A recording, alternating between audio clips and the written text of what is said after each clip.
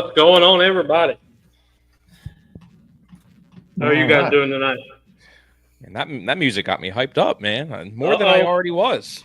Now look at here. This guy ain't wore a Philadelphia hat in all the shows that I watch him, and now he wants to throw on a Philly hat. You know what's funny is I actually wasn't even going to wear the hat because I was just like, I always wear like a Phillies hat or something like that. But I was walking by, I saw it on my table, and I'm like, for at least 5 minutes, I got to wear it. And he got the Philly green jersey on. This is getting already starting off bad. Nah. I understand that, you don't feel the necessity to wear your own team jersey, or you can't. I get it. So, and that's the only dig I'll get at you. It's all good. What's up, you still have more Super Bowls than us and everything like that. I'll never live that down. So that's right. Well, Sean, I gotta say, dude, your beard's starting to look impressive. I will say that. Thank you. Feeling out a little bit. My wife hates it, and she owns a hair salon. So she actually brought her hair stuff home today, and she's like, "I'm just letting you know that thing is going down like tomorrow before the Super Bowl." And I'm like, "No, after the Super Bowl. We can't. Don't mess with anything right now." Oh, you're doing the hockey players do, not shaving during the playoffs and all that. I get it. No, honestly, I just do this every winter. It's just my thing. I've been doing it since I could grow a beard when I was like 15. So I haven't shaved since, let's see, my daughter's 14. So I haven't shaved in 14. I mean, I've trimmed it, but I haven't shaved in 14 years. Oh, I thought you were going to say you haven't shaved in 14 years. I'm like, that's impressive, man. That's all I got in 14 years. Well, see, I can't do that. If I don't shave, I'm like the wolf man. I get like hair coming out of the wrong spots. That's everywhere, huh? Right. Yeah, you trimmed it up from yesterday at the game. There's you kind of brought up the hockey stuff. There's and I know Casey and probably Mr. Eddie might know about this. South Lake Carroll, they do a tradition every year in football. They make the football playoffs. The whole team bleaches their hair, like completely blonde, and it is the wildest thing I've ever seen. I mean, it's just wild. Yeah, we did that my senior year in high school for baseball. There you go. Yeah, okay, then you know about it. There you go. Yeah, I'll never do it again, ever. Never again. Mm-hmm. Oh, did we lose Dustin? Nah, he's just been walking around doing something with that ugly ass Spurs background, pretending like, yeah. But well, if you had to, I know this is a Super Bowl show, but man, I'm like you, Casey. The Mavs look pretty good today. The way got you, Casey. Yeah, I was fixing to say, Casey, you're gonna have to move because you're like Mike Lebowski in Monsters Inc. being hidden by the Monsters Inc. logo. So yes, Derek. The Mavs look pretty damn good, as I said they would when they have all the guys. So if you watch the show, you know I was the only one who made sense of this. The old man down there to the diagonal to the left did not agree. Anthony Davis is a damn good player, and they're a better balanced team. I still have issues with the trade, but I still think that they've won the trade for the next 2 to 3 seasons. 10 years from now, 5 years from now, absolutely not. But yes, Super Bowl show, that's the only Mavs I'll talk, I promise. Yeah, that's what we were talking about a little, off stream. So I'm trying to give Dustin a little bit of time to kind of get back in with us. He's soloing it right now, and his kid literally woke up right before y'all hopped on. So he's having to do the dad thing for a minute. But let me see. We might start with this one, maybe. Yeah, I guess we'll just kind of get right into it. We were going to kind of just talk about each, not position individually, but, we were going to break down everything and then kind of do our picks close towards the end of the show. But being a Philly guy, Sean, I'll let you start. Kind of what do you see, between the two special teams? If there was two things that I'm not necessarily holding my breath for in this game, it's going to be special teams necessarily.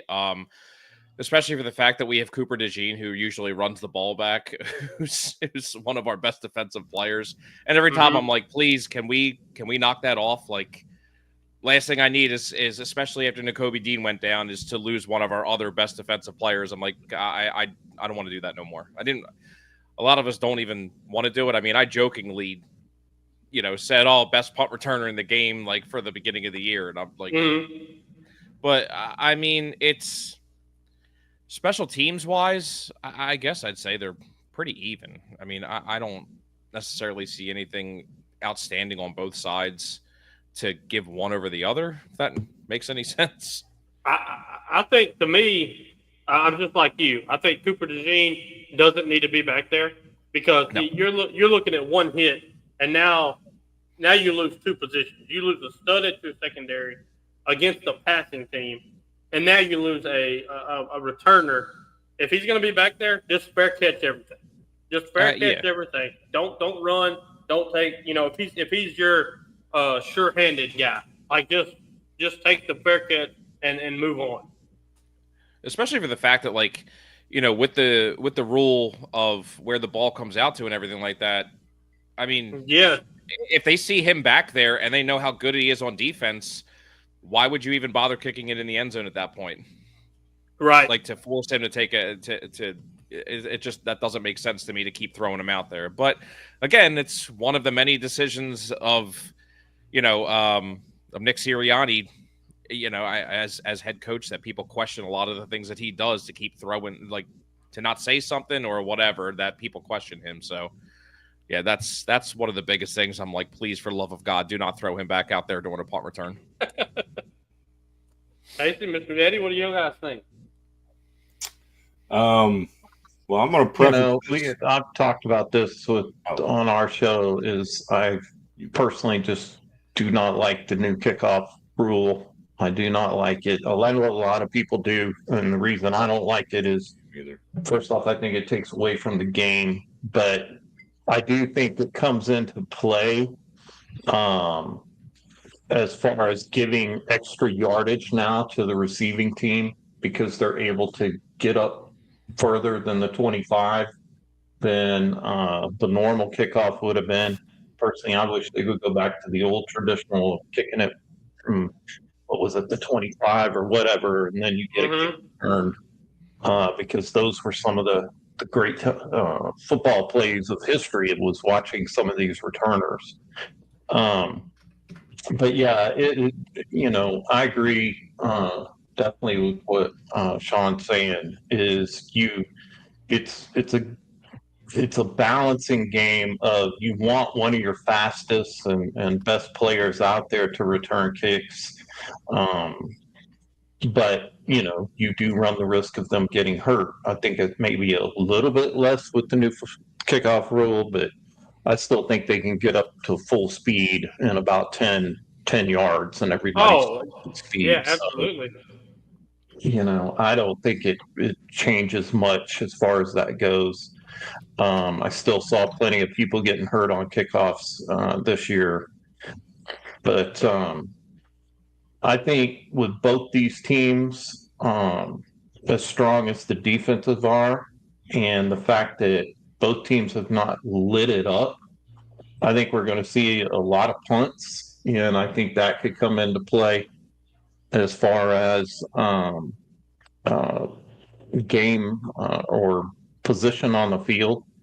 And that's where I think the coach is really going to play a big part in this. I go back to the days of guys like Bill Parcells, who said, you play to get that position on the field, to shorten the field. And that's what having a good punting game, a good special teams game for that is what's going to help you get there. So I don't know if either one has an edge, because none of them really, to me, light it up as far as that goes. And like I said, I think it's going to come into play more in the punting game than it is the kickoffs, because they just, quite frankly, both these teams have not scored a lot of points this year. In very few games have they done that. So John Wilcox said Chiefs by 65.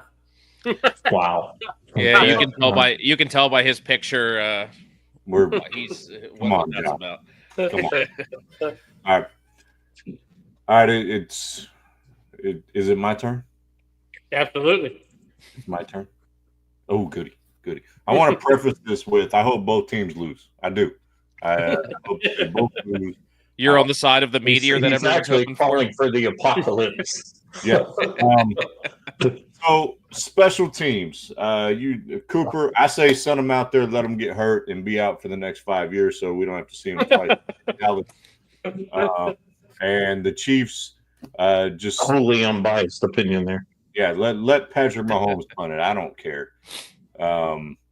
You know, he does everything else at a Hall of Fame level. Let him punt the ball too. You know, I think it's a little bit of a wash with these two. I do think the Chiefs kicker is it Buckner?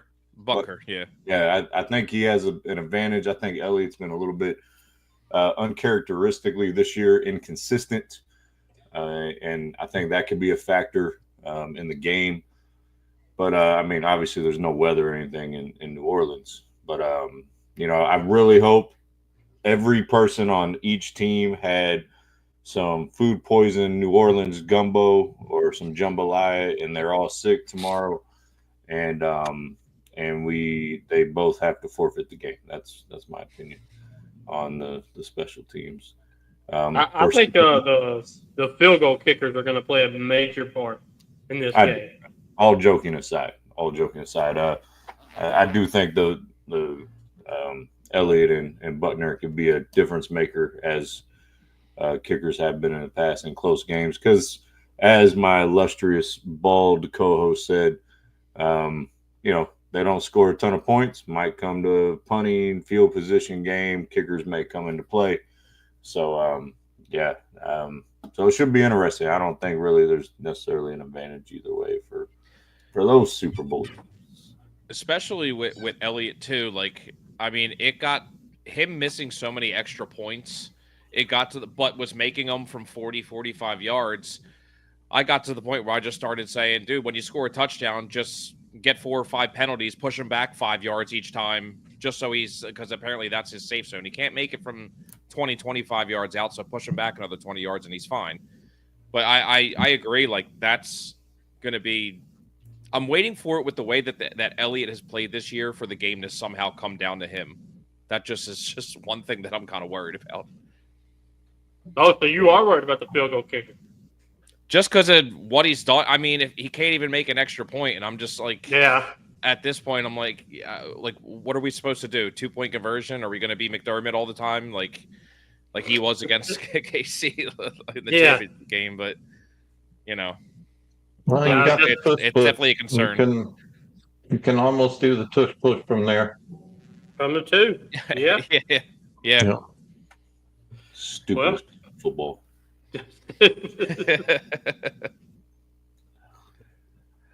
Oh, now we're getting down to the meat, boys. What we got on defense? Who wants to tackle this one first? No pun intended. Age before beauty. What you got, Mr. Eddie? Age before beauty, huh? Okay. All right. Well,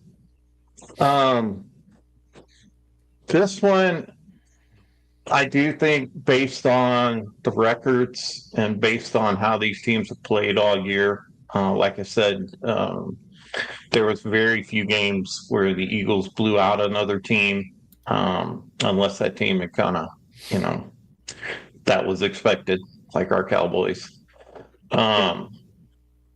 But I think the defense, if I were to look at which one I think is better, I think overall the Eagles defense is probably better. And just because I think they're a little bit better in the secondary, and their line has proven this year that they can get to the quarterback.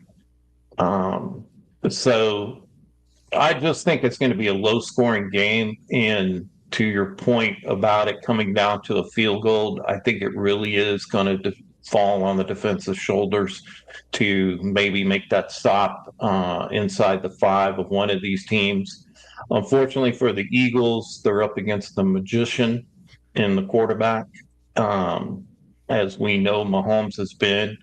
So I think as long as the Eagles can keep the Chiefs out of the red zone or I should say, from inside the 10, I think the Eagles will win this game with their defense. And of course, we're going to talk about the offense, but I think the Eagles have an advantage there. I think they've just proven that they can stop the run, they can get to the quarterback, and their secondary has been very good this year. So that's my thought. I think the Eagles have the advantage on this side in the defense. Who's up next? I'll take it. We'll save the hometown hero over there for last on this one. First off, I had a couple thoughts pop into my head from the special teams part of this. By the way, Pops, you said you've seen many people get hurt on kickoffs this year. I would like for you to produce a list of those players because I think you're talking out your rear and making stuff up. I'm not talking major injuries, doofus. I'm talking people who got hurt. Realizing, and you're just trying to say something here.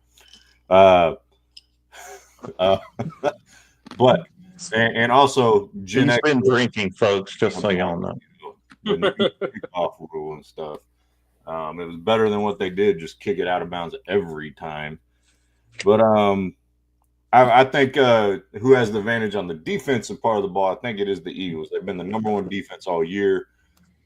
They activated Brandon Graham, which may be more of a emotional move versus a strategic move, but he is an emotional and leader for that team.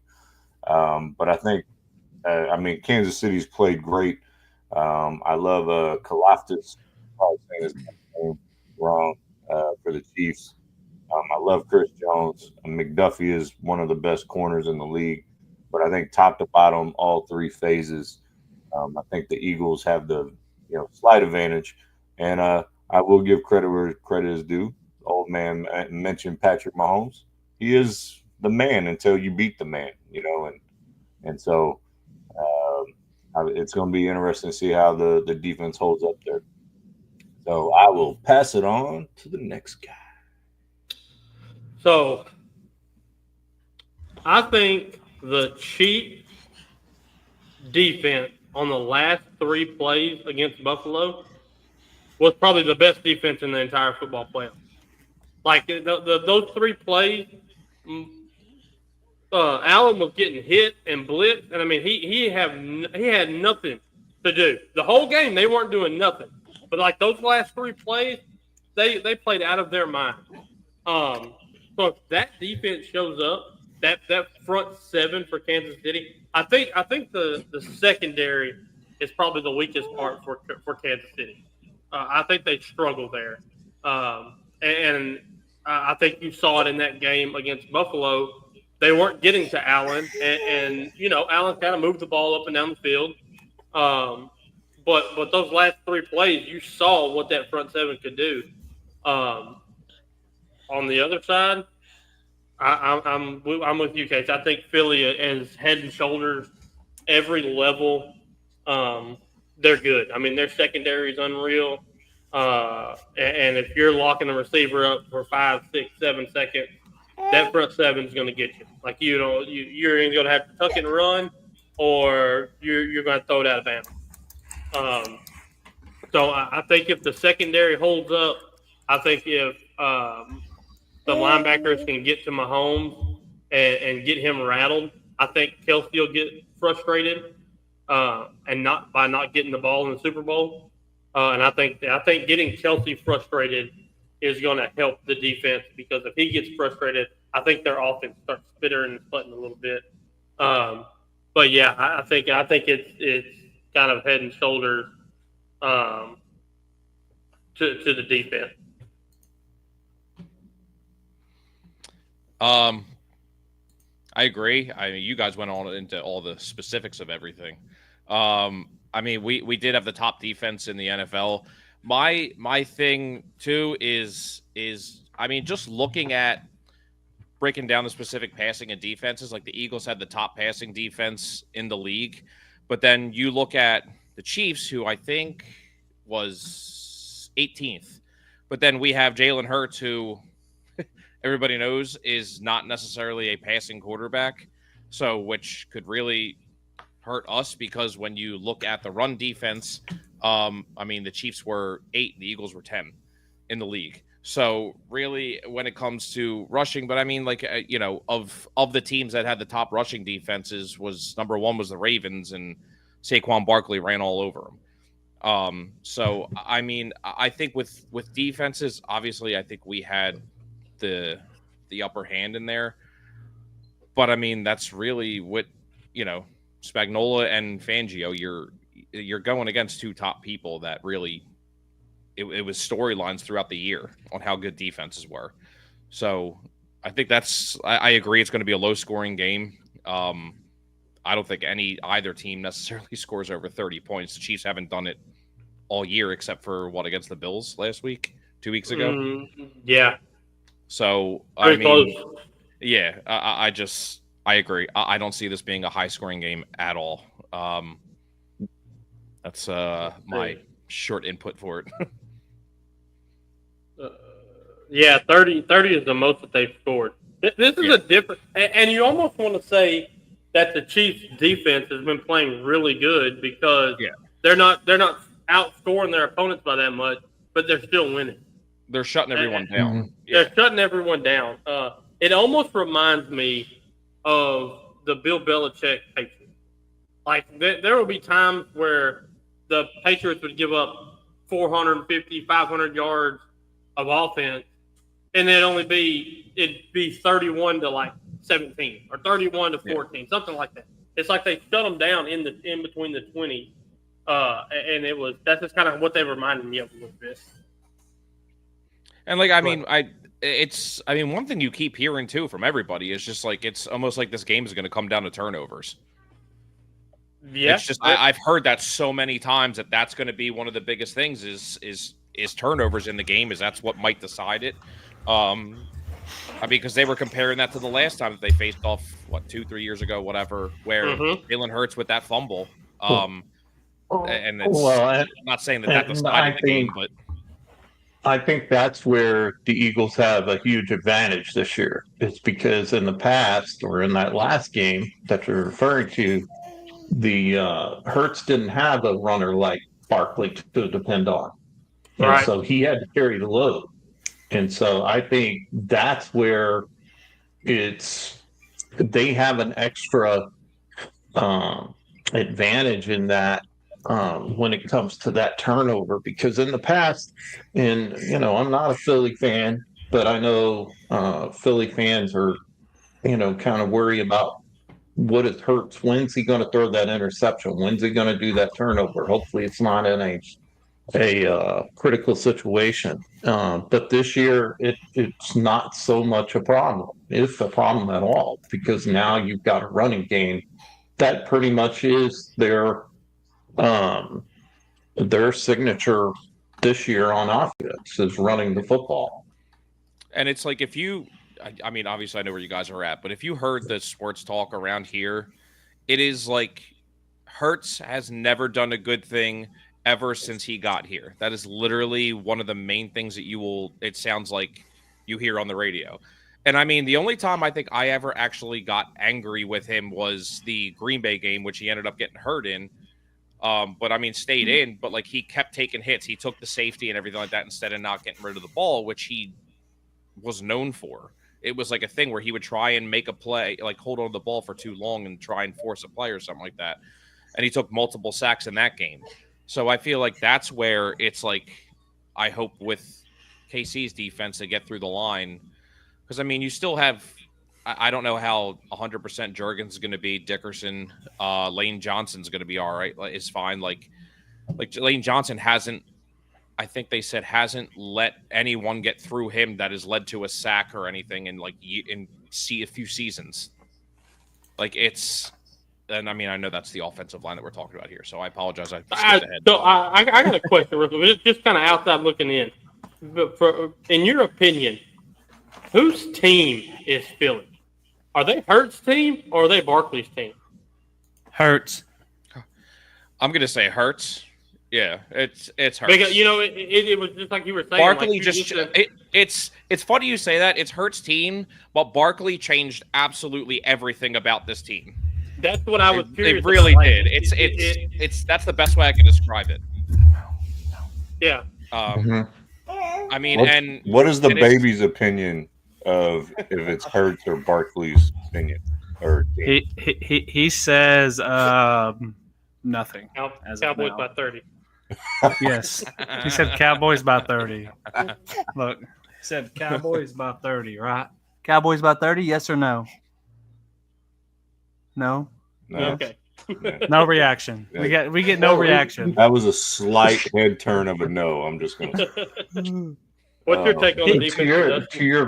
To that question, the one thing that I think Barkley has brought to this team is I'm going to be honest, from us haters of the Eagles, he's brought someone that you can actually almost root for, because he has, even though he played for the Giants, you see a guy who, to me, that he was done wrong in New York.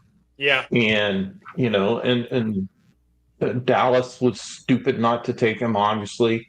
But the fact he went there and he has produced, and he said, if you guys just let me do what I do, I can make it happen. And he's proven it. So, my favorite thing about Barkley this year was when he was on the bench and they asked him if he wanted to go for his record. I don't remember if it was the team or the personal record.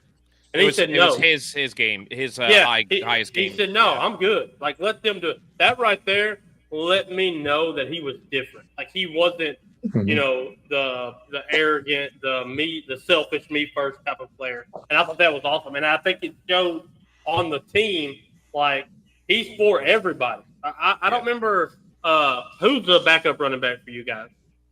Gainwell. And then Shepard after him. No one knows that guy. What about Shipley? Is it Will Shipley? Shipley. I said Shepard. I'm sorry. Shipley. Yeah. When he scored that touchdown against Washington, like Barkley was like ran on the field, running down there, and like that's the sign of a great team. Like those are the guys you want to play with. Yeah, and that's I remember when they signed Barkley. I mean, everybody was happy here, obviously, but everybody definitely had their reservations because just saying like how he's injury prone, he's hurt all the time, and blah blah blah. And I'm just like, look, yes, he's been hurt a lot, but you don't know what a change of scenery can do for somebody who might be willing to play through something. Like, I mean, I saw that with the Flyers a lot of times where like we traded away our top player. And I'll say this until I die, that he faked an injury the whole time Jeff Carter was with the Columbus Blue Jackets. He goes and plays, gets traded to the Kings, and then it's almost like he's never hurt again. He wins up like 2 Stanley Cups with them, and I'm just like, a change of scenery for any player can do wonders and can make you want to play. The Giants were just, and still are, seem to just be a dumpster fire to where it's just like, why would you bother? Which, did everyone see that Jameis Winston question that he asked Barkley? And I heard the Giants were looking for a quarterback. Yeah, Jameis Winston was as part of the press conference for the Super Bowl, and he said, I'm a free agent. Where can I play? And Barkley goes, I heard the Giants are looking for a quarterback. I'm like, God damn, dude. Like, but again, like you said, I mean, the Giants, and especially for it being on a Hard Knocks or whatever, and then he answered to that here too, Barkley. He said there's so much on that wasn't shown that they tried to make Barkley look like a bad guy and whatever. We'll never know the real story behind all that, but like, there's one guy that's constantly showed in that front office who was just like, are we sure no one's going to pay Barkley? And their GM's like, I don't know. And he signed 2-3 days later. Yeah. Well, I'm going to say you should probably just go ahead and switch to the offensive slide. Well, hey, over here having a love fest over Saquon Barkley. Well, sorry. No. Don't worry. The man at the bottom is doing it too. If there's one guy he loved more than Zeke this year, it was Saquon Barkley. Did Zeke play this year? I thought he was hurt. No, he was. Oh, he was on the team. Okay. Mr. He was going to have a resurgence year. Anyways, give me a break. I did take his over under at 10.5 yards a game Casey, a lot of times. I should have let Casey as a kid watch Frozen if it had been there, because he could just not let shit go. Just let it go, let it go. no, I'm not going to let it go. You want to know why? You It's want to like know why I don't let it go? Colton, the Because you hater. got to He stand still by talks what you about said. the one hater we had. You got to stand by what you said, old guy. Just like you were all like, Josh Allen ain't going to be the MVP. I Josh wore Allen your is the stupid MF shirt MVP, like on I the said. last show. Yes, So- you did. And Yes, it you was, did. and it has cleaned up dog poop since the end of that. So I mean, it's done. if you would have just admitted you were wrong at some point, I would have let you off the hook. But you won't admit Look, you're man, wrong. I was That's a the Navy problem. chief. I am You never Gen Xers wrong. I may think make you're always mistakes, right. but I'm never wrong. All right, let's not make this a father and son battle. Start Is us this- off, Justin. You haven't been here yet. Yeah. join in. Sorry, guys. Come Sorry, on. guys. Justin Sorry, guys. Davis on the program. But I will say I think that I'm going to take a 2 second, well not 2 second, but a second with the defense. I think the Phillies defense has the edge in this one. Overall, I like the front seven for Kansas City, but like Derek said, the secondary is like, they're like, they don't even have McDuffie anymore, do they? Or is he still there? I don't know. I don't think he's there. I think he left last season. I could be wrong though, but like he was like their best defensive secondary person for a while. But the Philly all around just defense is better, so I think they have the upper edge. Whoever gets the most turnovers, I think, wins the game, and it won't be a high scoring game. And then when you come to the offensive line, I don't think there's a. I think Philly's offensive line is better. I mean, you have a lot of veterans on that squad. I think there's a rookie that plays too. Offensive line is definitely better. Kansas City's offensive line is good too, but just look what Saquon's done. The protection they give Hurts. It's there. When you look at the offensive line play, I would give the nod to Philly on that one. Yes, Trent McDuffie is still on the team. He is okay. So okay. he's their best secondary, and he's great, but that's their weak link on that. So but offensive line play, I think I give the nod to Philly on that one. Just they're more poised veteran.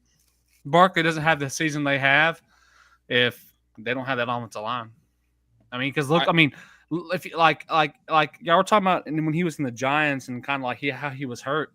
Well, maybe he's not as hurt much because he actually has an offensive line now. He has people that can block for him. He's not having exactly. He's not having a breakthrough defensive lineman. Then when he gets broken to that, he's not got to. They're making it to the second level for him. That's why. And you may know the stats on this, Sean, but how many touchdowns or long runs does he have on the season as running back? Probably some of the most, because his offensive linemen are getting to the linebackers before he even gets to that level. Yeah. Well, that's why I was saying is just like, you have people like Jordan Mailata, who's an Australian monster, who's sitting there throwing, the Dark Knight Rises quotes out in the middle of the field, like telling people like, when were you going to break and stuff like that. I'm just like, yeah, what the hell is this guy doing? My God. But I agree. Like I said, you got Lane Johnson, you got Landon Dickerson, and you got Juergens that can come in after too. It's just like you have a whole.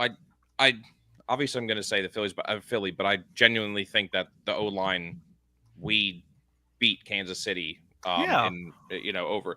But I 100% agree that Saquon does not even have close to the season he has without the O-line that we have. And especially because, like I said this to Scott when we were talking on our episode, was just like the yards after contact that Saquon's getting all the time too is because, they're not getting anything really on him. Like last game, Mailata literally ran over A.J. Brown while blocking for Saquon and had to go over and apologize to him after Saquon scored that 60-yard run that first play. He literally ran over A.J. Brown in the middle of a pile because it was just where it is. But I'm like, I think it's without a doubt, our O-line is much better. I do think that Kansas City offensive line is not bad, but it's just not to the level of Philly. I'll make it quick. I think if Hurts stays upright, I think Philly has a great shot in this game. And I think that he has to have time to pass the ball because that's going to open up Saquon. I think it is good. I think the Chiefs front seven. I'm not digressing here, but I think the Chiefs front seven can contain the edges and make Saquon kind of go up the middle. And I think that's where Philly is great, is in the trenches, in the A and B gap, and right in there. And if that happens, if Saquon gets going and that line gives Hurts time, like I said, I don't think the Chiefs secondary is any good, so I think that's going to allow Brown and Smith to have field days. So yes, I give the nod to Philly as well. One thing I apologize, I just thought of this and I had it written down. Going back to the defense real quick, is, and you saw it when we played Washington, is our defense against the tight end, it seemed like non-existent. Exactly. Which worries me when you're facing one of the best tight ends to ever play. Mm-hmm. So and we all know, like, that's Mahomes' go-to for little quick passes, short yardage, anything like that. And which is exactly what they did with Ertz against Washington. So I feel like when they're going to need, but I mean, like you said, if Kelsey's not getting the ball, if he's going to start getting frustrated, but I mean, late in the game, a forced, that when they need to get yards, he's going to try and go to Kelsey for something short. Well, 10 to 15 yard in route or something. Yeah. And the Eagles, it just seems like that's their motto, is just let's play back and not give up a big play, but we'll give up the first down instead. And I've seen that so many times where it's like I can't be holding anything to throw while I'm watching that portion of the game. Can I ask who is Juan TL's friend? Because he just said my friend. That's my coworker. Oh, okay. Yeah. I'm like, I'm not your friend. No, that's my coworker. I know you. He popped that's his comment on literally every one of our shows. Oh, and then the next day at work, he'll say, "Hey, my friend, I see you." I said, "Yes, sir. Yes, sir." I'm just joking, Juan. We love you. We love all the fans. What I'll say about I think the offensive line for the Eagles. I mean, I was just going back and looking at Barkley's numbers just all the way back to the Cowboy game on December 29th and all through the playoffs. I mean, you don't get, Barkley's good, but he doesn't do it by himself. You got to have a good line. And so I agree with what you're saying about, I think this gives the Eagles, once again, another advantage.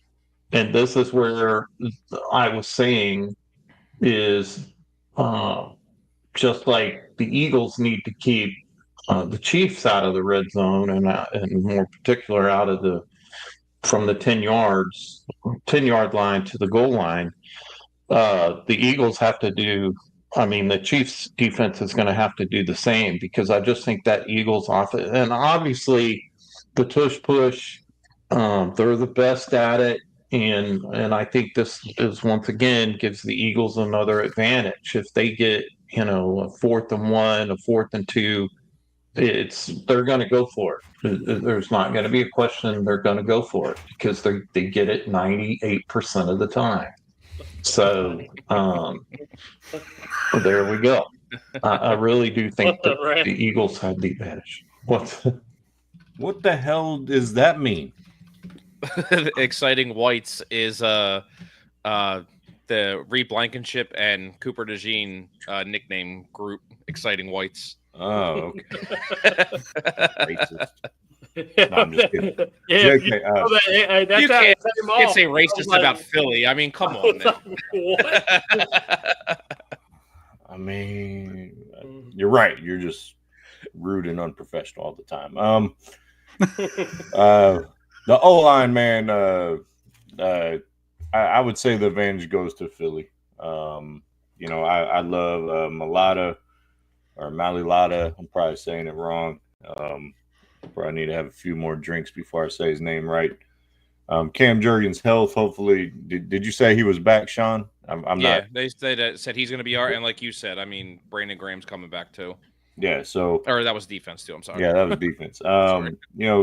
I think Betcon found a home in Philly as well. I think that's an understated story because he was definitely not the guy from where was he in Carolina or New York? Jets, right? Yeah. Yeah, it might be the Jets. He wasn't very good up in New York, and it's funny how everyone leaves New York and goes to Philly and gets better. Gets better. Yeah. Yeah, and obviously Lane Johnson's a Hall of Famer. You know, you give credit where credit is due there. Yeah, I think they're the advantage is there, and I think that gives somewhat advantage of you know obviously protecting Hurts, and if Hurts can dissect you, you know that's going to be a hard thing to beat long term for that said Kansas City defense. So I would say that Patrick Mahomes has ran for his life more than he ever has this year behind his line, but he does Patrick Mahomes things when he does scramble. So to me, that might be even scarier idea for the Philly defense. So, but yeah, O-line advantage, Philly hands down in my book. So yeah, that's where I'm at with that. I'm with it. Cheers. Next. All right, wide receiver core. Who do y'all think has the better wide receiver core here? What do you think, Dustin? I mean, I think really with Kansas City, I mean, I think above teams, we're talking about just wide receivers, not tight ends, wide receivers. I almost think they're about even because you have Worthy. Well, actually, I give the nod to Philly. You have Worthy is about the best receiver. Hollywood Brown is like there. DeAndre Hopkins is there, but Philly has two go-to receivers that they can depend on, which is Smith and obviously AJ Brown. And everything that's gone on with AJ Brown this year, him and Hurts don't get along. I'm actually going to think you're going to see some of the best chemistry that they've had all year probably in this game.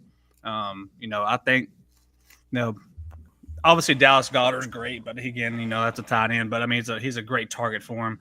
I think I'm going to give the nod to Philly on this as well, just because, I mean, like I said, on Chiefs is Worthy, and he's sometimes shows up, sometimes he doesn't. I know he's a rookie, but, I'd have to give the nod to Philly on the wide receiving group just because I think they have the better playmakers at the wide receiver position. I know this is a football thing, but I'm gonna tie this to the Dallas and Lakers trade. The Eagles have the better player. Please, dude. Please explain that, sir. What a team. The Eagles have the better player in Brown and Smith. Lakers got the better player in Luke. The Chiefs are the better team for the receiver core because they all play their positions correctly. Like they don't need to be superstars. They just need to get open. They just need to do their job, and Mahomes will get them the ball. That's how I look at this. I think the Chiefs don't have a superstar wide receiver. I don't think they have a number one receiver on the roster. Well, I think they do. He's just not. He's been hurt. Who? Rasheed Rice is their number one receiver. He's their number one. I don't know if he's number one. Yeah, he's not. No. I'm not saying he's a number one. I'm talking about for the Chiefs. But I'm talking about a number one receiver. It almost reminds me of the Brady teams without Randy Moss. Like they never had Julian Edelman, Wes Welker, Branch. Like those aren't number one guys. Randy Moss. Well, I said outside of Randy. Sorry, that cut out. Pre-Randy and all that. Like they were winning with second and third tier wide receivers that were great. I'm not knocking them at all, but like that's just what I see when I see the Chiefs. Well, I'm just going to go down the trend going down the screen. Hands down, it's Eagles. I don't know what y'all might be looking at. I don't know how this is a debate. AJ Brown would be the number one receiver on any team outside of the Vikings. And Devontae Smith would probably be the number one receiver on half the teams in the league. They have a 1 and a 1A, and I don't even care who their third receiver is. I don't know who it is. It doesn't matter who it is. Those two guys are phenomenal. And I can't believe I'm talking about Philly like this. Like, I'm getting nauseous doing this. But, Xavier Worthy, I think, is they do try to get him the ball in other ways. With reverses and jet sweeps and screen passes. But the Brady Patriots comparison outside of Moss is legitimate. I think that is a great comp because you're talking about the two greatest quarterbacks that probably ever suited up, in my humble opinion, at this point of Brady and Mahomes. So ultimately, he makes his guys better, and somehow, some way, he just finds them to make plays. So, but just pure wide receiver talent, pure wide receiver skill, pure wide receiver everything. And I'll give, and I think this is, I don't think we mentioned this, the wide receivers that really impress me for the Eagles on what they do is, man, they run block, and they run block hard. So that tying it back to Saquon there. But do we have a tight end slide? I'm just curious. We have so the offense obviously is a little bit more. I could break down in detail. We do have a tight end slide. Okay. Then I will shut up and pass it down. So I say sorry in advance for my analysis. Go ahead. I'm gonna agree with the Cowboys fans. Well, the one Cheers. above me at least. And Derek as well, because I actually said before years ago that I was just like, it's crazy how Tom Brady was making every wide receiver look like a number one out there. But I agree. I mean, I would say on the field, A.J. Brown is going to be the best wide receiver on the field, receiver in general. Devontae Smith, I 100% agree, is going to be a 1A with some of the, even though it looks like he weighs like 75 pounds and can break at any moment. It's when you have a 1 and a 1A, and then I know we'll get to the tight ends later, but it's actually funny while you said it. I was like, shit, who is our third wide receiver? I'm not even sure. And I'm sitting there, I'm like, I think it's Dotson, but I'm like, look, and I'm like, I don't think he's had a catch in like 3 games, or even like a target at least. But I think it's hands down our wide receivers are better. With that being said, that doesn't make them, the best receivers on the field because of what Mahomes can do, which is a good comp for KC. But I'd say talent wise, it's hard not to go with A.J. Brown, Devontae Smith for me. Okay, so I'm at the bottom of the list. I think on like your whole life on the surface. Let it go. On the surface, I think the Eagles definitely have the bigger names, but I think it's going to really be more based on the running game. To whereas Mahomes, obviously, and we'll talk about the tight ends, but you've got some guys on the Chiefs side of the ball that I think have proven in those situations in these close games to be able to do what they do. And I tell you what, even though Hopkins is a lot older, Hopkins is someone in a situation where if I need someone to catch the ball in a situation to where I need a score or I need a first down, and I'm speaking as a Cowboy fan when he played with the Texans and tore us up numerous times. I think he's a guy that in these type of situations, because he's a veteran, he can be a difference maker, not lighting it up. But when Mahomes needs that person, say Kelsey's covered or Kelsey's not in on the play or whatever, Hopkins is one who can get you that first down or get you inside the end zone inside the red zone. So on the surface, I think the Eagles have, like I said, the better wide receivers. But when it comes to quarterback play, which we'll talk about, I think sure-handed. I think it actually, to me, it's the Chiefs they're not a lighted up team. I'll go back. He's got the Spurs up there in his background. The Spurs were never a lighted up NBA team. They were always, will just keep beating on you till you lose. And I think that's what the Chiefs have done this year. And I think those are the type of players. They're not going to air it out. They're not going to go, throw these long bombs and all that. But they have players that are good possession players and can get you first downs. And that's why they've won games this year. So I'm going to give the edge in the wide receivers actually to the Chiefs, just because I think they're more dependable. Wow.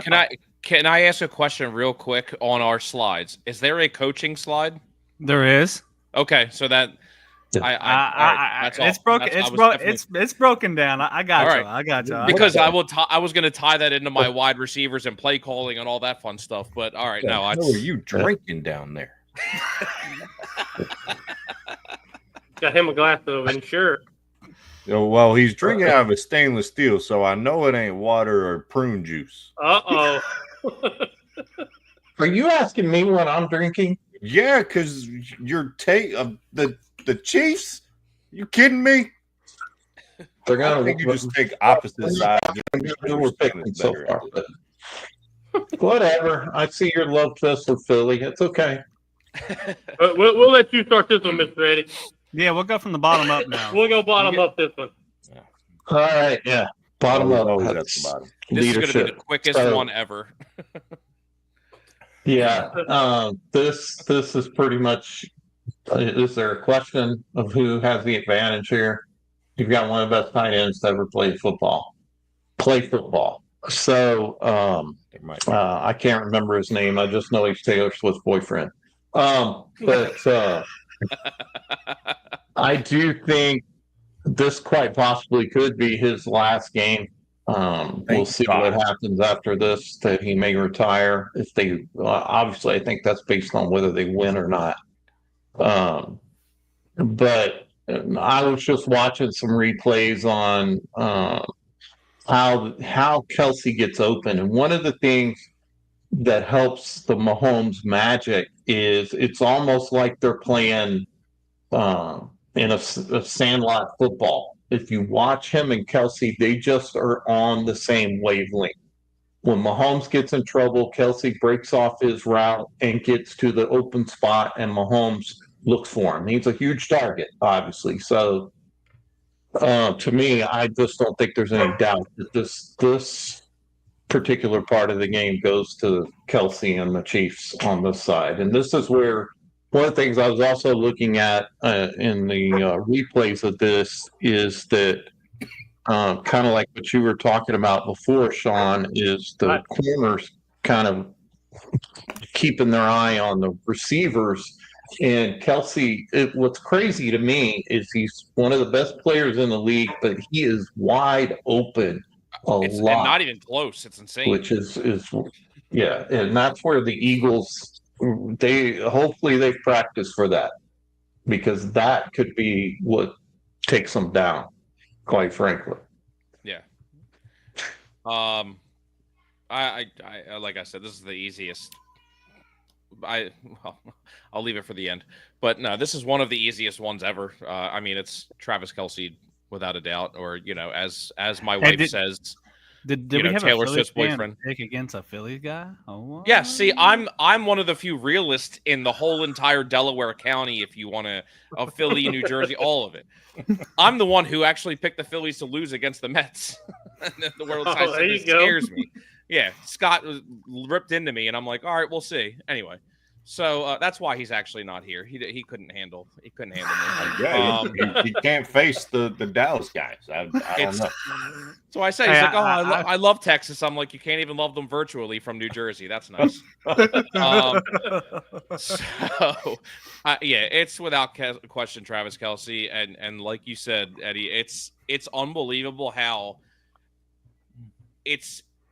I don't know, not to be cliche about it. It literally is like magic how Travis Kelce just seems to be open whenever he needs to be open for Mahomes to find him. It is unbelievable.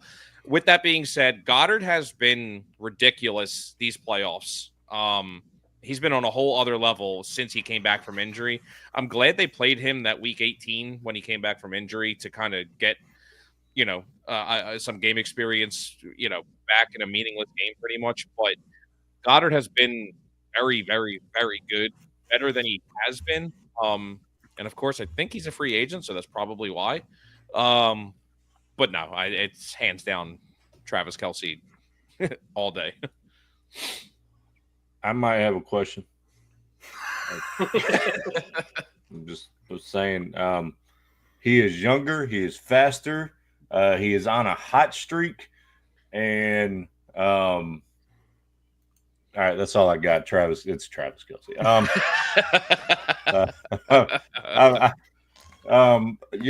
This question when you started talking, it really made me start thinking of this, and may throw the conversation longer, but we're not on a timetable. Where does Mahomes and Kelce rank as best duos ever? Like, it doesn't have to be a quarterback. Like, would you say they already broke like a playoff Ray Lewis touchdowns, and Ed Reed are better than Kelce Mahomes? Like, you're talking about any duo, duo, not just quarterback tight end. Like I was trying to think of duos that would be up there with them. Well, I'll tell you this: just by the two you just named, they're number one. I mean, you have the greatest linebacker and the greatest safety that ever played. So I think they have to be one or two. You could throw, if you say Gronk's the best tight end ever, then you've got Gronk and Brady. So that's another top ones. I mean, you cut out on me. So did you say Brady Gronk? Yeah, if you're considering Gronk, the greatest tight end ever. I mean, just off the top of my head, you're talking Peyton Harrison. Yeah. Young Rice. Montana Rice, Rice, Holt, and the greatest show on turf. Aaron Rodgers, Devontae Adams. I'll tell you a sneaky one: Drew Brees, Jimmy Graham. They were awesome in St. Louis. I mean, New Orleans. You mean New Orleans?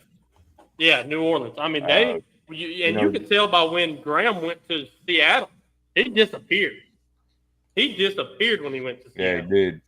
You could go Randy Moss, Chris Carter. Do I dare say Aikman and Irvin? I mean, they're.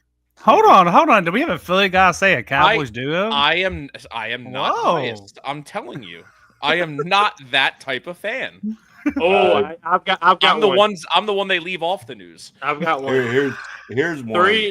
4 years ago, probably the greatest duo ever. Jameis Winston and whoever they played, because they caught all of his interceptions. The greatest duo ever.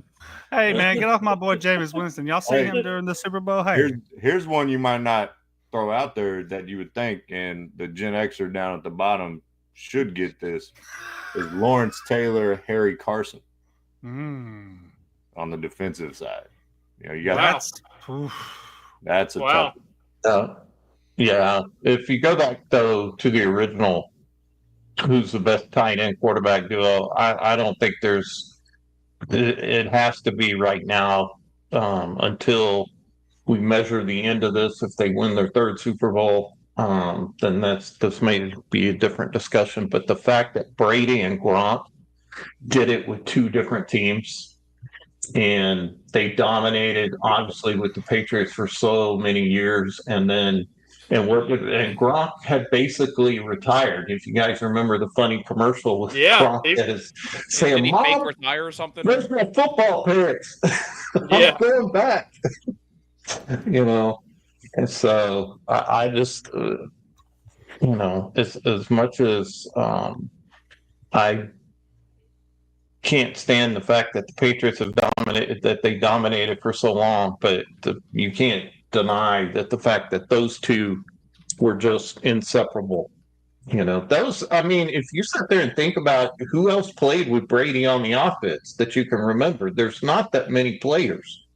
You got you know. Amendola, Welker, Brandt, Edelman. Yeah. Edelman, Hammond Branch.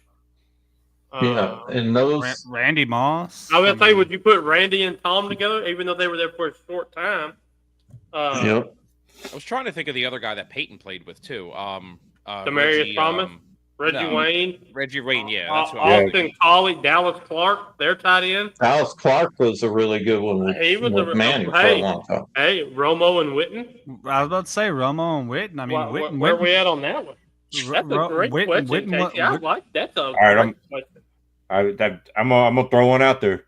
Brian Urlacher and Lance Briggs. Oh, great duo. I think it's so hard to like name as a number one, a number two, and number three because you could any of these could be number ones because they were so good together. I mean, Daryl Johnston, Emmitt Smith. Yeah. What a backfield. I'm thinking Hall of Famers here, maybe like Derek Thomas, Neil Smith, Kansas City. Hey, what about I don't know who the quarterback was for him, and y'all, and I mean I know, but what about Antonio Gates and was it Phillip Rivers? Yeah, I mean Antonio Gates. I mean he was a great tight end. Well, you want to start going back? You can talk about Dan Fouts and Kellen Winslow. Yeah, that's a good one. There's been a lot of good ones. I mean, Dwight Freeney, Robert Mathis. I mean, I think we could do this for a long time. We just got to think about it. Yeah, we can do a whole show on that. I mean, we really could. There's so many great duos that have played the game over the years. I mean, James Harrison and Troy Polamalu. That's another good one. How about Tim Duncan and the Admiral there behind you when they played together? I mean, if you look at basketball, You're talking NFL. You see what I deal with? What's in that cup, Mr. Eddie? What's in that cup? No, I guess it's on to me because as far as tight end wise. Yeah. I'm going to be honest. Career, Travis Swift. For the playoffs and the Super Bowl, give me Goddard. Give me the Philly guy. Thank you.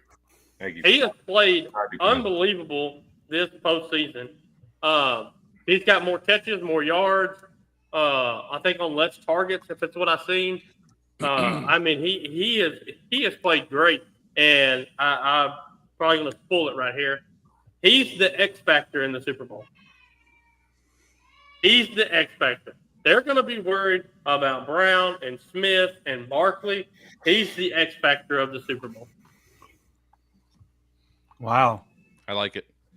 Yeah, I mean, Travis Kelce. I mean, guys. I mean, Hall of Fame career, obviously.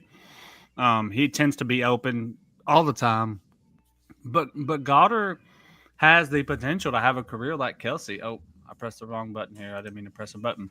But that's the next question. Yeah, we know the next one's gonna be pretty easy.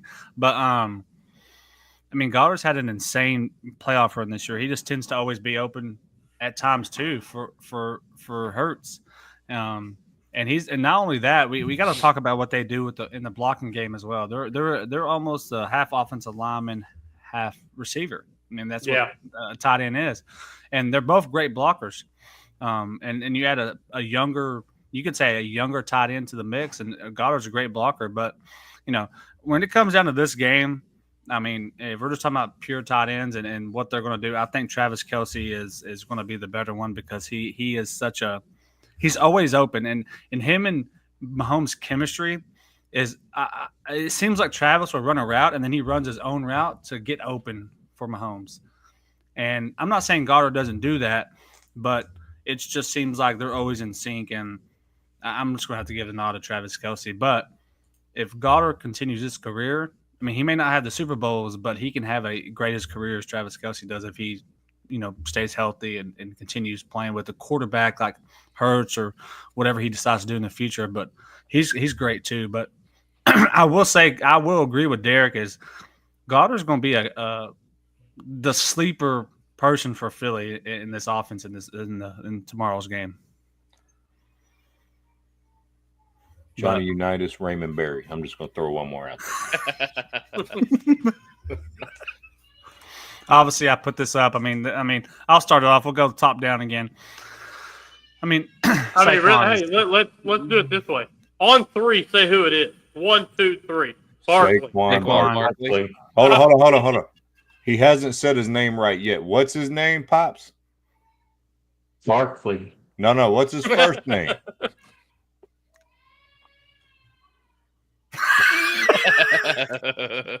What's the I'm man's not falling first for name? your crap. It's Mr. Barkley. Mr. Barkley. But I do want to say one thing about Kareem Hunt. Ever since Pacheco got hurt and they brought Kareem Hunt back, I'm going to say they didn't miss a beat with the run game. No, they really didn't. Because Kareem Hunt's already been in the system. He's already played with Mahomes, and it just they didn't miss a beat when it came to the run game because when Pacheco went down, they didn't have nobody. And when I saw this sign Kareem Hunt and then what he's done since he's came back to Kansas City, you can't knock him. Is he getting 150 yards a game? No, he doesn't have to because he has Mahomes. But in this game, Saquon is by far the better running back, no question asked. No questions asked there. Yeah. I mean, there's just nuts. You can't say nothing else. I mean, Hunt's been great for them for half this year because he's been with them half the year. But what Saquon's done in year 1 in Philly is something that I'm not sure we've seen from a running back in a very, very long time. And there's been, you can talk about Derrick Henry's years and all them years in Tennessee, but what he's done this year, Saquon is a different. Him and Henry, and you can even go as far as Jamar Gibbs. They've really put the running back position back out there. Mm-hmm. It's becoming like it's always been about the quarterbacks. And me and Derek have been saying, well, all these quarterbacks are getting paid millions, $50 million a year to throw 150 yards a game. That you have running backs doing the same thing on the ground, and they're getting paid a quarter of that a year. Yeah, that's a good point. On they put them back on the back or back on the map is, what's crazy is Derrick Henry only had like 200 yards less than Saquon. Mm-hmm. Like that's the crazy thing. Like, yeah, we're like Saquon is God's gift to football. There's a dude about an hour from him who ran over the league too. Like it was we almost had 2,000-yard rushers this year, which is insane. But Philly, I'm gonna say this: love this year because it's gonna be really hard to get back to that level for Saquon. But by hands down, he's better than Kareem Hunt and Saquon. From what I've learned about him, it's hard not to cheer for the guy. So yeah. I do have a heart about this big cheering for Philly tomorrow. The size of my butthole right there. That's the size of your heart all the time, Grinch. No, it's not. Oh, yeah. Why are you trying to make me look bad? You're supposed as a father, you're I supposed still hear to his pump- kid you're voice supposed when he to pump talks. your son. I still hear his kid's voice when he talks. No, it's not, Daddy. Don't go there, old guy. Don't go there. All right, Mr. Eddie, you start off with this quarterback comparison.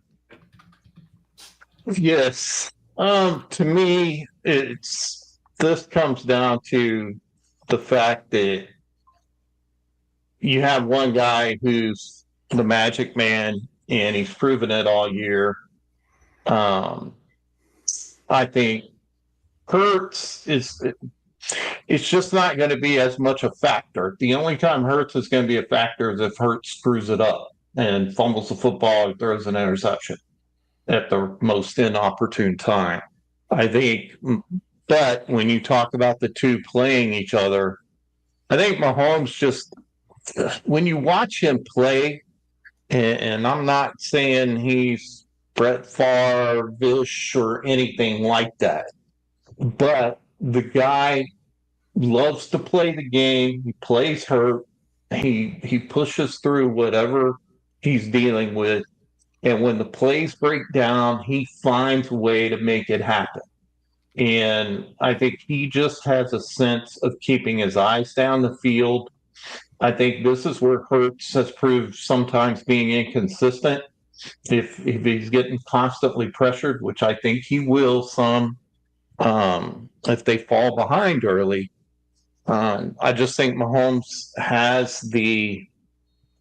I don't know which one of them is older, but I think Mahomes definitely has the experience coming in here. He's been on this stage, even though I know Hertz has been there. But this is just like another day at the office for Mahomes, in my opinion, because they've been here. They're here for the third time. A lot of people say, well, who has more pressure on him? Personally, I think there's more pressure on Hertz because he's been here and he's lost. And you don't want to be a two-time Super Bowl loser. And so it comes down to, I just think Mahomes gets it done. And like we've talked about, I don't think this is a high scoring game. And if I had to pick a quarterback in a low scoring game that's going to get me past the finish line or at least get me in field goal range, I'm taking Mahomes all day long. So, real quick, and I'll let you get to it, Sean. We got breaking news right now. Yeah, I was just about to say I know exactly what you're about to talk about. The Lakers and Charlotte Hornets trade that sent Dalton Connect a pick, I think, to Charlotte, and Mark Williams to the Lakers has been vetoed due to the Hornets' failure to satisfy conditions of the trade. So they lost Anthony Davis, and they didn't get anybody big. So I'm curious to see what the Lakers do now. I'm curious. And it's got to be bad on both sides because, like, if my boss traded me and then it went through and I went back, I'd be like, "Hey, what's up, bro? Like, what was that? What was that all about? You know what I mean?" Well, especially Dalton Connect, because he was like their shooter to me. He was like one of their best shooters, and he's a rookie. And for this to happen, what is that relationship going to be like with the Lakers and Dalton Connect? He's having can you imagine getting traded? You go to Charlotte, you probably go through the process of getting your physical done, and then you get a call saying, hey, actually, you got to come back to LA. Yeah. Because the trade is not going down. Now you got to go back, and now you got to go back to that locker room. You got to go back to the coaching staff, and like, how does that work? I mean, it hurts the Lakers from a big man standpoint. But I thought it was stupid they gave up Dalton Connect because with what they gave up to get that big man, they could have given up something else besides Dalton Connect. They could have gave up Rua Hachimura. They could have gave up other players, and so maybe that helps them. But who is this right here? Do we know who this Linda lady is? That's saying that's go wife. Eagles, go Eagles, go That's Eagles. my What wife. do you got going on in that household, Miss Casey? Well, she's got to pick one. She's a Cowboys fan, but she's got to pick one. The fact that she put it like that with an eagle emoji, That's a little much. She's obviously been drinking at her best friend's house. But hey, I will say this: she did better than the Philly fans because she spelled Eagles correctly. You mean our mayor? The mayor, yeah, the mayor. Our mayor. Oh, I'm so glad I live in New Jersey. Everyone hates that governor or whatever too, so it's just fine. Does anybody actually like their politicians in their state or whatever? So I love I like Texas. I like Texas politicians. I mean, I want to know what that's like. I'll say this: I could use a different governor right now. I'll say that. I like him. He's destroying public education. So, and I'm a teacher, so yeah, I'm not a fan. He lost me. But back to sport, bringing it back to sports. Yep. Go ahead, Mr. Sean. Who you got? I want to get to the Lakers thing. Serves you right. Dalton Connect should be a Maverick. And when I talked about that whole trade, that was the problem I had, was that Nico Harrison got out GM'd by the Lakers GM. That's the biggest issue I had because I love Dalton Connect as a player, actually. So serves them right. And I mean, I didn't think the Lakers were going to do much anyway, but them not having the big which last time they played, when the Lakers played that big, Anthony Davis had like 40 and 12 or something like that on him. So it wasn't like he was a defensive guru. But to this question, I mean, you're talking about the number 2 quarterback ever, in my opinion. It's Mahomes. Mahomes is the advantage. He's the X factor. He's going to pull something out of his backside. And I know I may have jumped the order here because I think we were going bottom to top. But, Sean, if you would like to make a case for Mr. Hurts, I'll pass it to you, good sir. No. No, I mean, how do you not take Mahomes any day of the week? There could be no pocket available. He'll get out of it. There'll be no passing lane available. He'll find one. He can throw the deep ball short. He can run. He extends plays. He just does it all. Hurts can throw somewhat downfield now. But again, it helps when you have someone like A.J. Brown who can catch the ball, or Devontae Smith who can catch the ball. I mean, we all know Hurts' biggest is him running. So, I mean, if you take that away, it doesn't leave you with half the skill that Mahomes has, maybe. And I'm not trying to bash my own quarterback, but I'm just trying to be a realist here. How can I not pick Patrick Mahomes over Hurts? So, Derek, that's all you say. You're sitting here and you say if you take Hurts running away, that's half of who he is. Yeah. Well, if you take the reps away, that's half of who Mahomes is. So we're even now, right? We're even. There's just I don't like the guy. There's something about him I don't like, but I do agree with everybody. He figures out a way to get it done. Well, so it's hard to knock that. He looks like Darlene from Roseanne. He looks like Darlene from Roseanne. Talks like Kermit. He's the whole package.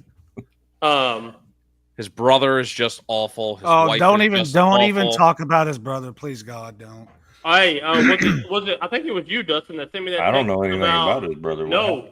So I got a buddy. You're so better off. Hey, I will say an interesting fact about his brother. He is very I won't even go that route, but his brother is actually really good at basketball, by the way.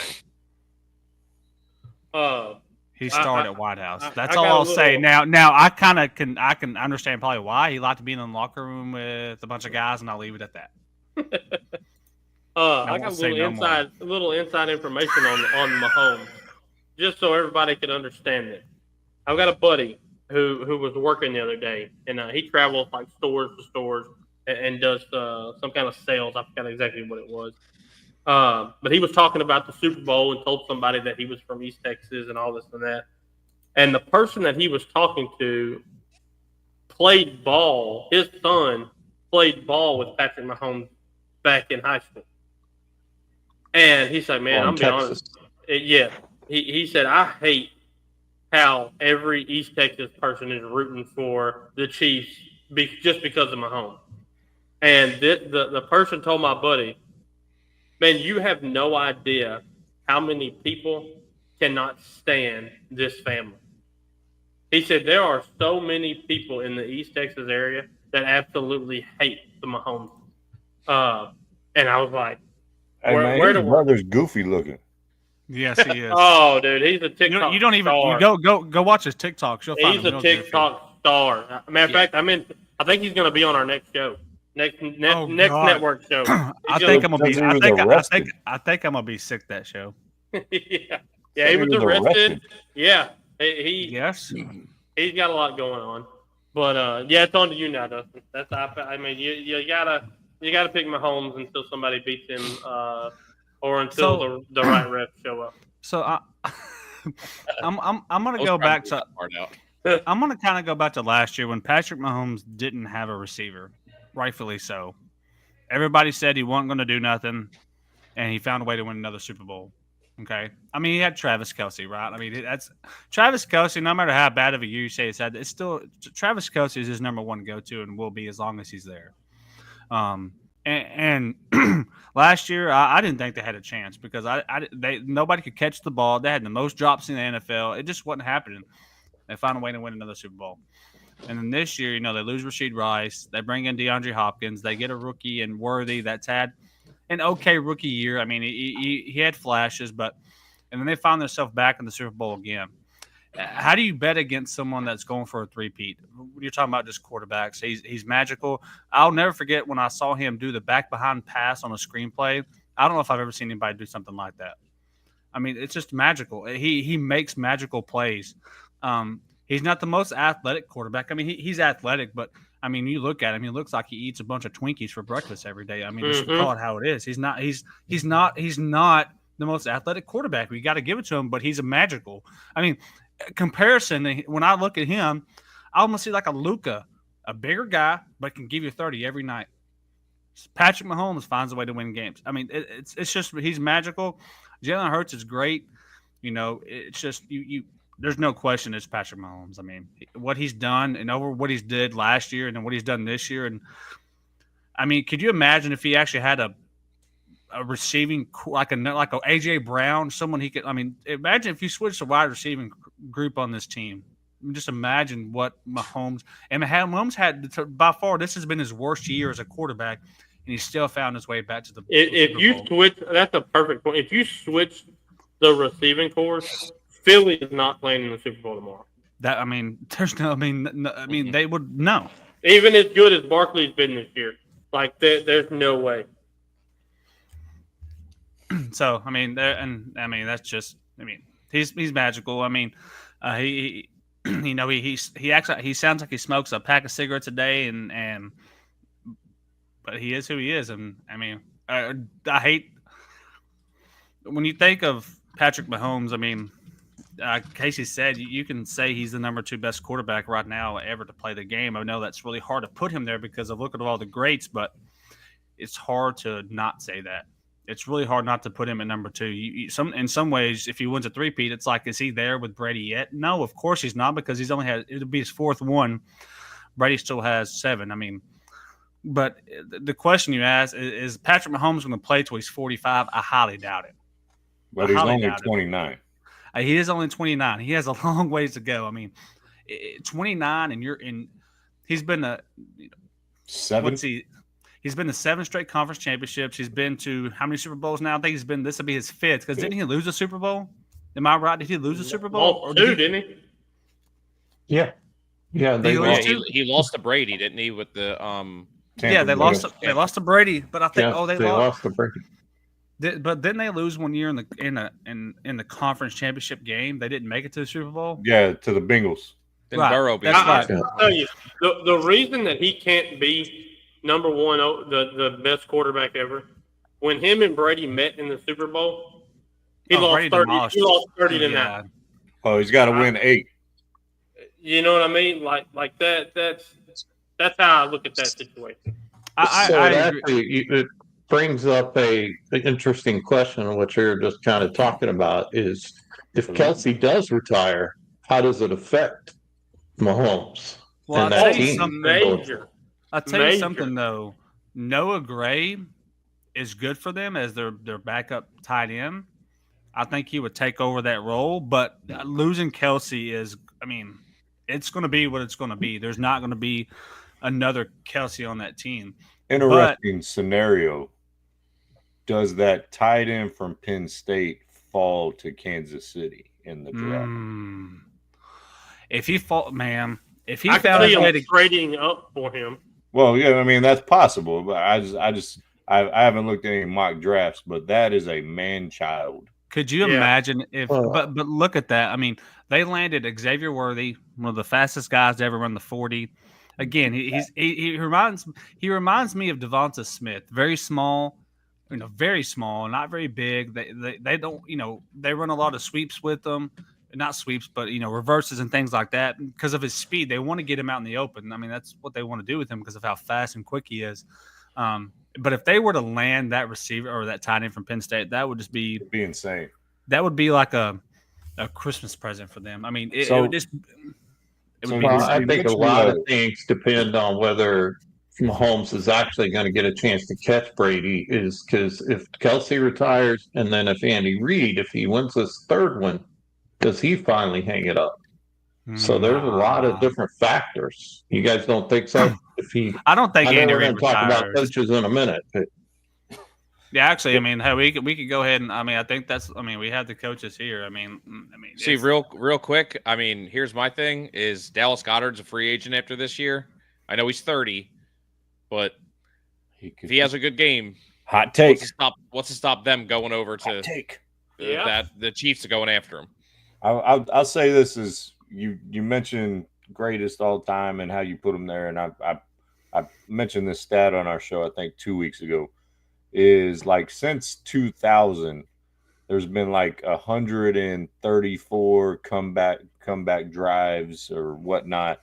I don't remember the exact number, but like Brady was 5 for 11, right?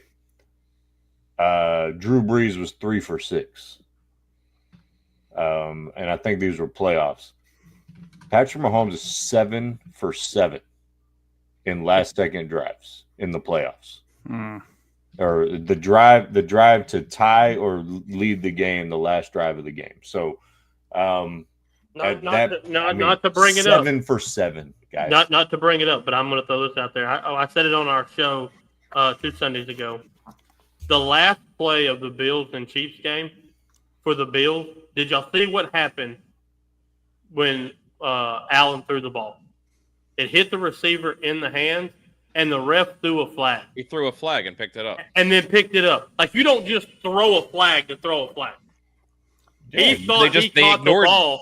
And they ignored the whole situation. He thought he caught the ball, and they were ready for it. They say Patrick Mahomes, they say he's good with whites and blacks. That's why they call him official, okay? So, all right. So I'm just saying is, that is what it is. But listen, Justin, what you got with Andy and Sirianni here?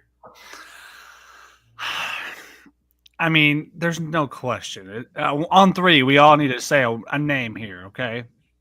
1, 2, 3. Reed.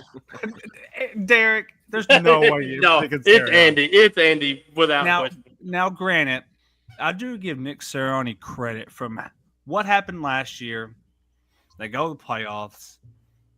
They get beat by Green Bay, right? Didn't they get beat by? No, they got beat by. Who'd they get beat by last year? They didn't make the playoffs last year. No, they did make the playoffs. No, last year we lost. Jesus. Who'd y'all lose to in the second? Oh, Tampa Bay. Tampa Bay. You lost to Tampa Bay. Yeah. And I mean, it was. Or that might have been 2 years ago. Last year, I think we lost to the 49ers. No, y'all lost to Green Bay. Y'all lost to Tampa Bay last year. Remember that was when. Oh no, the revenge game was 49ers, and we got smoked. Yeah, I remember that. So I mean, obviously, again, the acquisition of Saquon changed this team, right? Obviously, they lose Kelsey at the center position, which is huge. I mean, he retires. You got to give him credit for getting back. 2 years ago they were in it. But Andy Reid, with what he's done, you go back to Philly. I mean, go back to the Philly days. I mean, go back to what he did at Philly, and then he comes over here, and he takes on Alex Smith for a year, and then he gets the magical, Patrick Mahomes. They trade up and get Patrick Mahomes, and here they are. I mean, he's one of the best coaches ever coached the game. Again, he's not on Belichick's level, but if he wins this and continues to coach, I mean, he's working his way up. He's phenomenal. He has his game plans are just, he has the team ready. I mean, they're here for a third time for a reason. Coaching plays a big plan. Their defensive coordinator, was it Spagnuolo, if I'm right? That's their defensive coordinator. Spagnuolo. Yep. Yeah. I mean, the coaching staff he has. I mean, they're great, man. I mean, they find, again, he helps this team find a way to win. He puts them in the position to win with the play calling. And I got to give it to Reed, but Nick Sirianni is a good young. He's young. He's still a young coach. I mean, he got put in a great position in Philly, took it over. They take they get Hurts, and then now here they are with Barkley. They have a team to continue. They get I believe y'all said they get Brandon Graham back. I'm not sure how much of that's going to play when he's been out, but again, just knowing he can play is big for them. But when you're talking about just coach for coach, you got to give the nod to Andy Reid here. There's no question about it.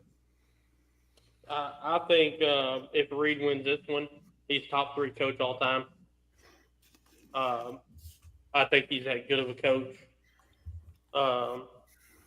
And that's where I'm at. I'm the same as you. I think Sirianni is a great coach. He's a great young coach.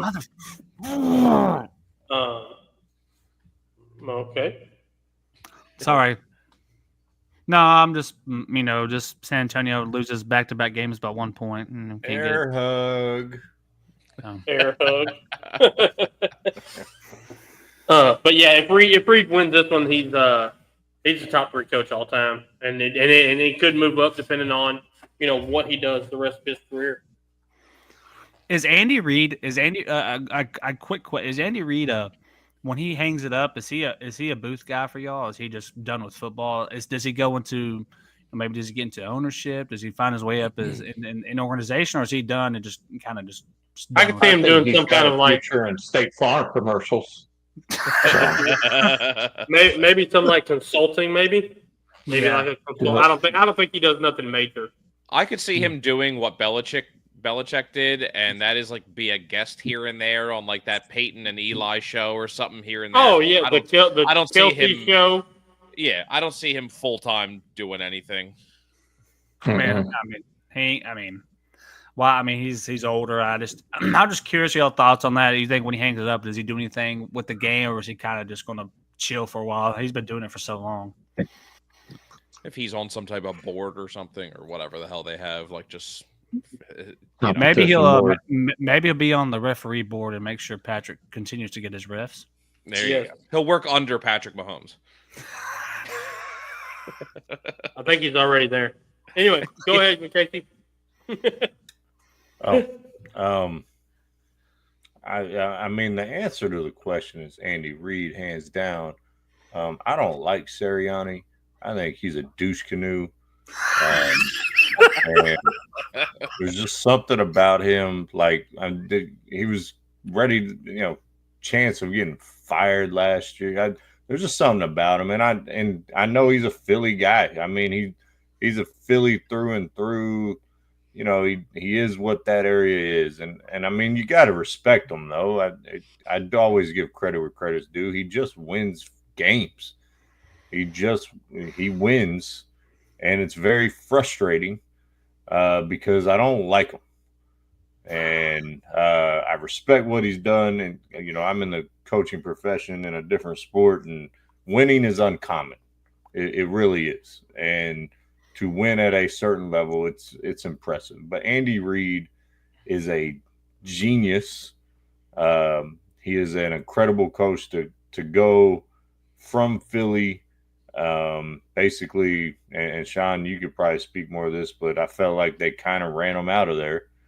Oh, and, yeah, big time. And ultimately goes to Kansas City and does what he did, and to have the foresight when you had Alex Smith winning 11 games a year to take Mahomes and just Andy Reid is, I don't know where he ranks in all time. It's weird for me to put him up there, but you kind of have to because of what he's accomplished on 2 franchises. Mm-hmm. It wasn't like he had a bad stint in Philly. I mean, him and McNabb and, that realm, was it 4 or 5 straight NFC championship games and 1 Super Bowl appearance? I mean, he's had an incredible run as a coach, and you can only respect what he does. What I think you should do after football is, not only keep doing State Farm commercials, he also needs to figure out where White Jake went in those State Farm commercials, because I don't know what happened to that dude. Him and his khakis just got blown off the map. And but But Damn. yeah. So Hey, in them State Farm commercials, Andy Reid just doesn't look like he belongs. that's true. Like Bundle Rooski. Are you serious? Are you serious? Bundle Rooski. Or the drawn mustaches on guys. Yeah. Yeah, that one was hilarious. But yeah, it's That Andy was Reid. one of the best For the ones. sake of moving forward, Andy Reid, hands down. Sirianni, you're douche canoe. Obviously, I mean, I've lived through both of these guys, obviously. So, but it's Andy Reid, hands down. He is, like you said, he is an unbelievably smart coach. I don't know if just only because I haven't seen him handle Kansas City as much, if his clock management has gotten any better than what it was here. It was one of the biggest problems everybody had with him here was his clock management. And you are 100% correct that the media here, fans ran him out of town. Granted, like his last season here he went 4-12, and the year before he went 8-8. But I actually brought it up while you guys were talking about it, and I'm looking, and he has not had an under 500 year since he has been in Kansas City, which is unbelievable. He's got a 730 win percentage in Kansas City. Like, that's unbelievable. Is that one of the highest ever in football? I would It's love got to to be. look it up. It's got to be up there. 70-30. I mean, a coach is winning 70% of his games. Yeah, that's insane. I mean, that's a high number, really high. Well, number. yeah, he's only won less than 10 games once since 2013, since he's been there. That's unbelievable. That's absolutely insane. For Nick Sirianni, I mean, from his opening press conference, it has been quite a journey. To where he has stuttered, said things I'm still not even sure what the hell he was talking about. To the point where he crashed like a wedding. He didn't even coach a preseason game yet here, and he crashed a wedding down the shore here. And he's grown. He has definitely changed like year to year to year since he has been here. Ever since he was taunting KC after we beat them in the regular season, and then we lost to them in the Super Bowl. It's like, well, that aged very well. But I will say Sirianni has grown in the city in the aspect of he's given up control of things that he should have given up control of, and it's worked out for the better. Granted, the team around him has gotten better each year too. So, but it's Andy Reid, hands down. All right. So for me, Casey loves to throw in his cliche canoe. But Sirianni, to me, unfortunately, a lot of times looks like a crackhead on the sideline. You don't appreciate him crying on the sideline? He is on something, but so are we. yeah, it's Andy Reid going away. It's Andy Reid going away. And I just think, if you go back to last year about the Eagles and the talk of was he even going to be there? If they hadn't got Barkley, I don't think he would have got. Obviously, I don't think they would have got to the Super Bowl, and I think he would have been out. I think he's one of those coaches that does what he needs to do, but to me, he's expendable. I think you could put just about any coach, and not using old Jerry Jones on Jimmy Johnson line, but you could put just about any coach in there and coach this team. I think Hurts actually spends more time controlling Sirianni on the sideline than Sirianni controlling Hurts. The time when his coach wanted to shoot people the finger, and he's like, hey, don't do that. Don't do exactly.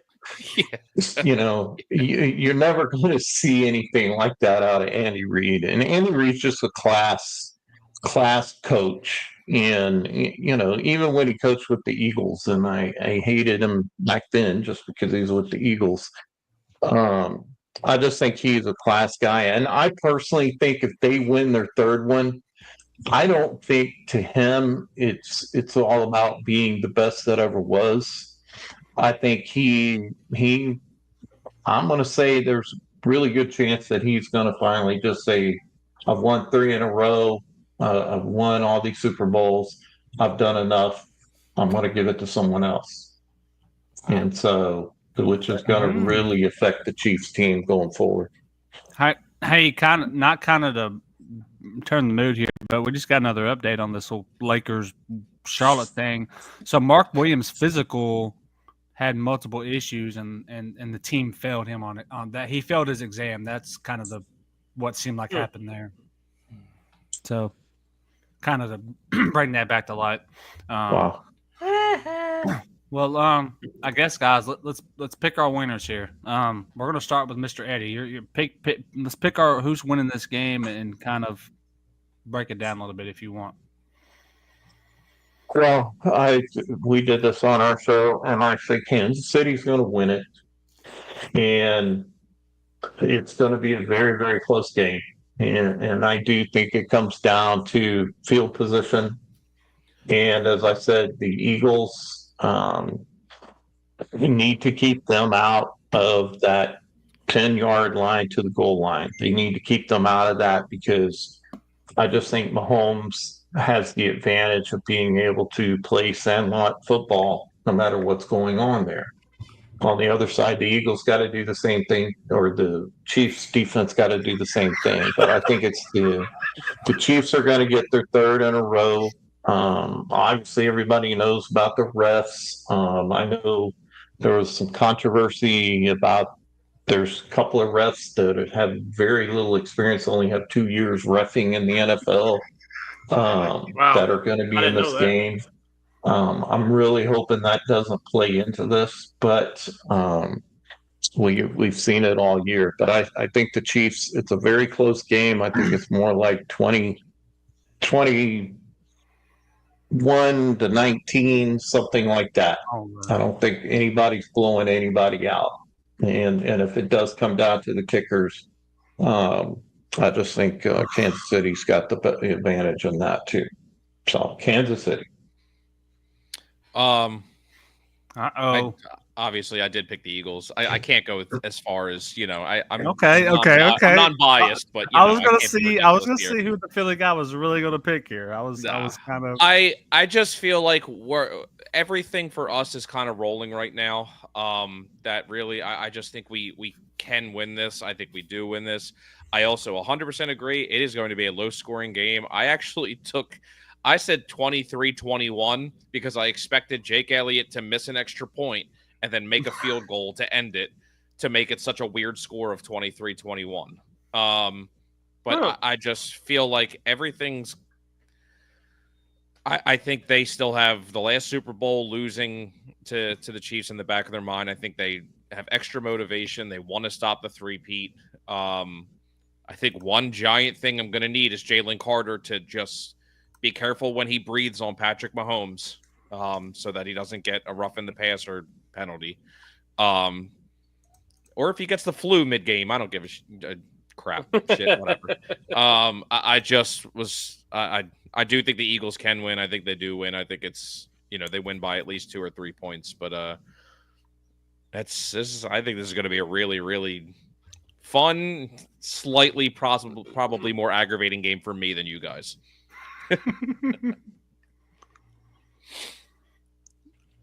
Casey, he's pondering it.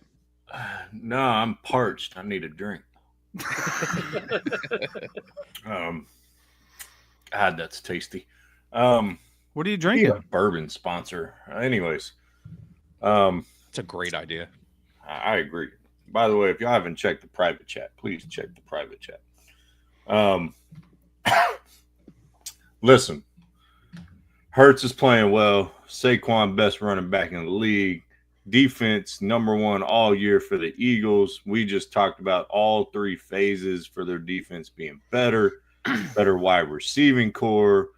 But we're going Kansas City. I can't pick against them. No matter how much Philly has in their bag, I can't until they're beat. How do you pick against them? I can't. If I just can't. Like, I want Philly to win because I don't want to see the three-peat. I don't want to see Philly win a championship. But like I said, I hope they both lose. I'm praying nightly that something happens non-lethal or, that sends everyone to Jesus. But Derek will give you his take on what he wants to happen. But I just, since that's probably not a likelihood, I got to go Kansas City until someone beats them in a Super Bowl. I think Philly has a really good chance, but until they do it, I can't. Especially if I'm picking against the spread, I'd go Kansas City. So, yeah, there you go.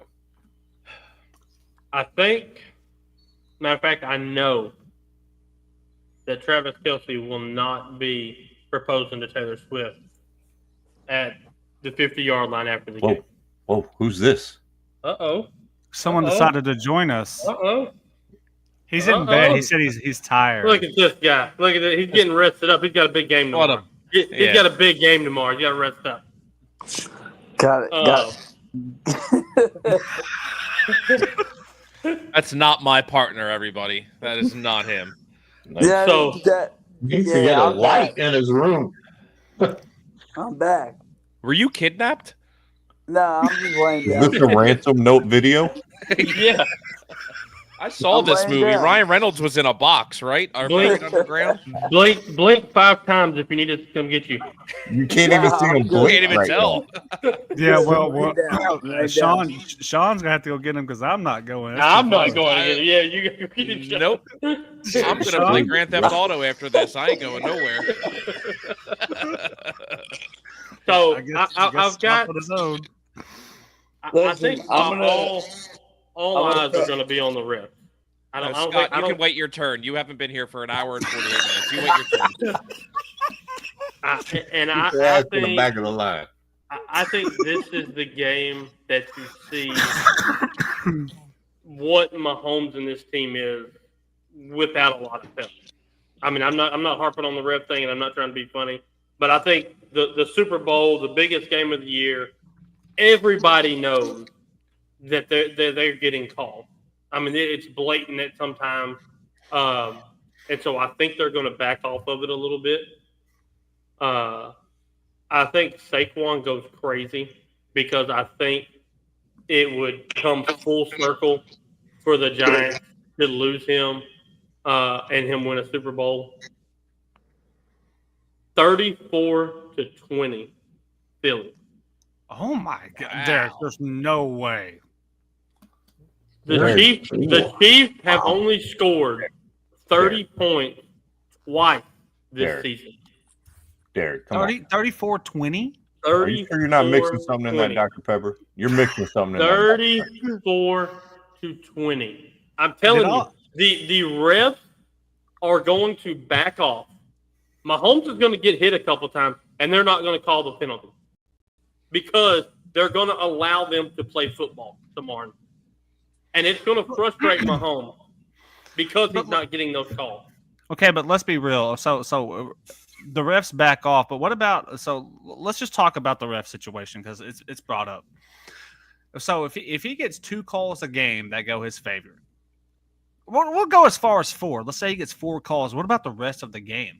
It's when the calls are made, not that the calls are made. It's when the calls are made. I go right back to the Buffalo game. The flag was thrown when they thought he caught the ball. They covered themselves on that because had he had caught it, flag down, the XYZ happened or whatever. But because he didn't catch it, they immediately pick it up. And everybody was like, oh, maybe, yeah, there was a flag, but they just it accidentally fell out of his. You don't accidentally throw a flag. Like you see something, you throw a flag. Yeah, those flags are tucked in right next to the nether region. So That's what I'm saying. I mean, they're throwing them. They don't just fall out. And that's what it is for me.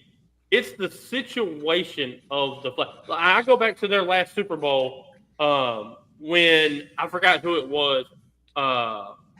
I want to say Juju Smith-Schuster, but I could be wrong. He ran like I that don't- wheel route, and The they pass called interference. the pass interference inside the 5 or whatever it was. Like that Quite was contribution. not pass interference. I'm sorry. Like that, you got to let that one go. The ball was out of bounds. It was uncatchable, but you call that so early. That's what it is for me. It's the situation of the flag more than it is the flag. 34-20, book it, put 100 on it, and retire. Whatever you want to do. I'm just telling you. Putting 100 on that. I'm going 24-14. 24-14. Who, And Philly? you think I'm crazy? Really? No, Bird. Scott just coming in hot. He's like 75-0. I'll see y'all tomorrow. Here's my thing. The Chiefs don't score over 30 points. Yep. And the Eagles defense is the best in the league. That's all I'm going to say with that. So I say That's perfectly 24-14. This guy here. This guy just coming You in. look like I mean, a woman I that don't just know. came out of the shower, Hey. dude. Are you just wearing Hey, a towel right we've now? had a few, but you know Scott's had a few. Yeah. I Laying I went in to his dinner bed with in the Grandma mud. and he drank that stuff from 1940. I drank some wine, and I'm ready for a 24-14. You drank all the wine. You drank all the wine. Don't lie. All right. I will say Scott is the safest person I know. He literally Ubers everywhere. Yeah, I Hey. The do. person I know. Yeah, who don't doesn't drink and drive. We're all at our homes right now. Yeah. So am I. I just got home. I bet your grandma drove you home too, didn't she? Nah, Big Jeff she did. tucked your ass in too, huh? Look, you can see the outline of his blanket like all tucked in and stuff. Right? Yep. She knitted Small- him that quilt. Small update. Scott is actually at his neighbor's house. He's in the wrong house. That's why the lights are out. That's You why can't the find lights are out. switch. He's like, "Oh, be quiet. Be quiet." Oh man. Nah, but let's be. Are we even let's going to be- get to our movie segment? Yes. Oh, I forgot about that. Oh, Yes, are we We're doing going that? on 2 hours. I was just wondering if we were going to get to Yeah. it. Yes. Let me hit on the game and we'll get into it. So Eagles win. I think if Kansas City can keep Barkley under, and this is an insane number, I think it comes down to can they slow Barkley down? No. And Yes, they can. I think if there's any team that can slow Barkley down, I think it is this team. Now, granted, Barkley is going to get his. I think, and this is an insane number, but I think this is very doable for him. If they can keep him under 150 yards, I think they have a chance. I know that's a lot, and it's a lot of yards, but that's But fair it's to so say. doable. It is doable, but that's what I'm saying. If they can keep him under 150 yards, and if they can keep Jalen Hurts under duress and make him throw some. One thing that I do like about Jalen Hurts, he's one of the best quarterbacks, in my opinion, to throw the ball away. He won't just throw a crazy pass; he'll actually throw the ball away. But if they can make him do the opposite and force throws out there to get the interceptions or a bunch of incompletions. Because Kansas City is going to find a way to score. Now, you're right. They're not going to score 30 points. Can I raise my hand for that? Raise your hand. I can't see it, but you can definitely raise it. That's where I'm going to stop you. All right, so I think Jalen Hurts, I mean, he's a winner. All he does is win. No matter what. But I Patrick mean- Mahomes is going for a three-peat. He's a winner. Yeah, that's fine. But what did Tom Brady do against the Eagles? Besides beat them once. But what did he do the second time? Lost. He lost. Scott, get to the point quicker. You're killing me here. All I'm saying You're really is, not like, making I Philly think- look good right now. I think you're really EGLES. I just don't. I think we're giving. I think you're just giving Jalen Hurts like you're not giving him the benefit of the doubt here. No. I'm not saying he's not good. But what I'm saying is Philly right this year. Who drives them every game? Let's just be honest. It's Saquon The Barkley. defense. The defense and Saquon Barkley. Fair enough. Yeah. I'm not saying Jalen Hurts, but I'm saying if he gets under duress and they're slowing the run game down, what are they going to do offensively? I'm not saying it's going to happen, but we're acting like Kansas City's defense is terrible. No, it's really good. I just think I mean we're not talking about Lamar Jackson here or Joe Burrow or Josh Allen. We're talking about Jalen Hurts here, who wins, and he's beaten the Kansas City Chiefs. But he hadn't beaten him in the Super Bowl. They beat him. I'm pretty sure Kansas City won 2 years ago. I also feel like Scott. My thing is, I would take all three of those quarterbacks over Jalen Hurts if I'm going to be honest. 100%, Sean. So if Jalen Hurts goes out and beats Pat Mahomes tomorrow, are you taking him? Are you taking all them quarterbacks over him? Yes. Yes. So you're still taking all them quarterbacks over Jalen Hurts? Yes. Even if he wins the Super Bowl? Yes. Yeah, why not? No, what you're saying is I'm if Hurts I'm wins, not. y'all are still taking those quarterbacks. Yeah. I'm not. That's crazy. So if Jalen Hurts wins, are you taking him over Patrick Mahomes just because he beat him one time? No, I'm not. I didn't okay. say Pat Mahomes. I'm just saying because I feel like I mean, But I'm those taking him over. I'm taking him over Joe Burrow and Josh Allen because guess what? They didn't beat Pat Mahomes. Yeah, but I guarantee you, I think that the one team that could have beat Kansas City this year would have been Cincinnati. Would have been But did they? Cincinnati. I do believe that. But did they? Well, Well, they they the did wine talking. Well, no, I'm just asking. But did they? No, No, they haven't. Now, Joe What we Burrow talked about this earlier is the fact that Joe Burrow did beat Mahomes in the one AFC Championship game. And who beat Joe Burrow? Jalen Hurts. Not for the Super Bowl. I'm sorry. This for the year, Super Bowl? but this season he did. He did. Bruh. No, what do you mean, bruh? He beat him. If Jalen Hurts goes out,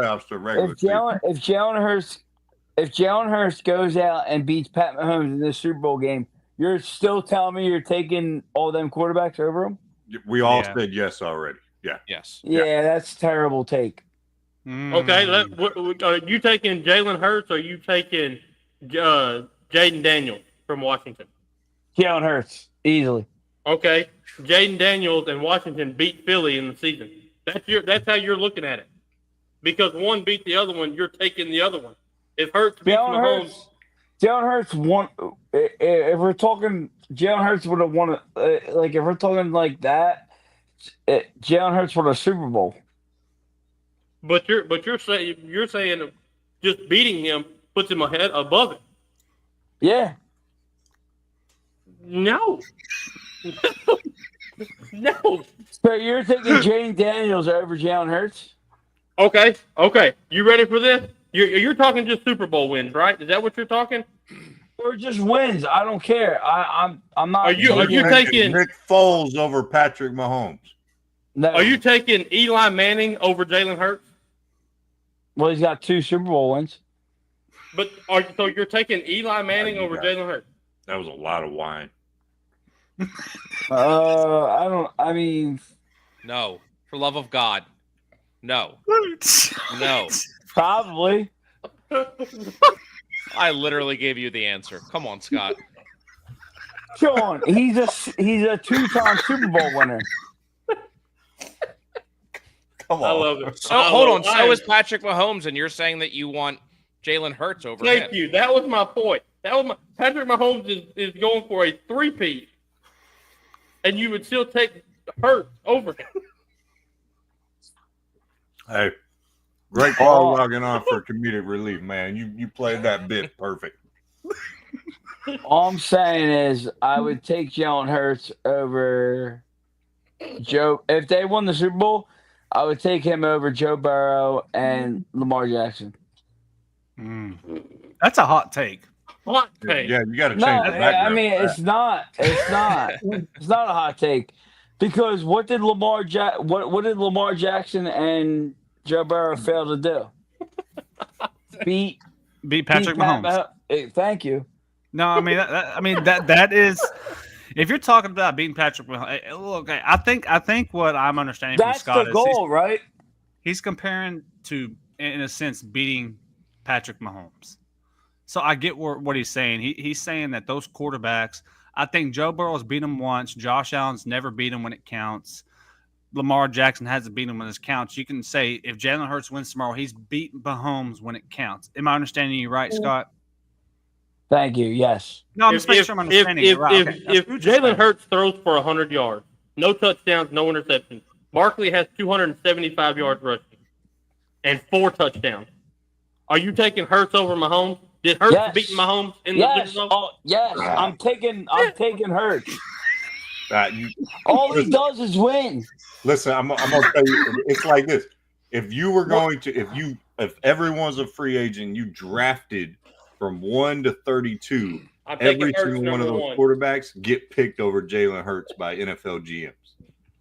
I don't understand what you guys like. Is there a problem here? Like, I like Jalen Hurts. If Jalen Hurts wins the Super Bowl tomorrow, right? If he beats Pat Mahomes, he's a good quarterback.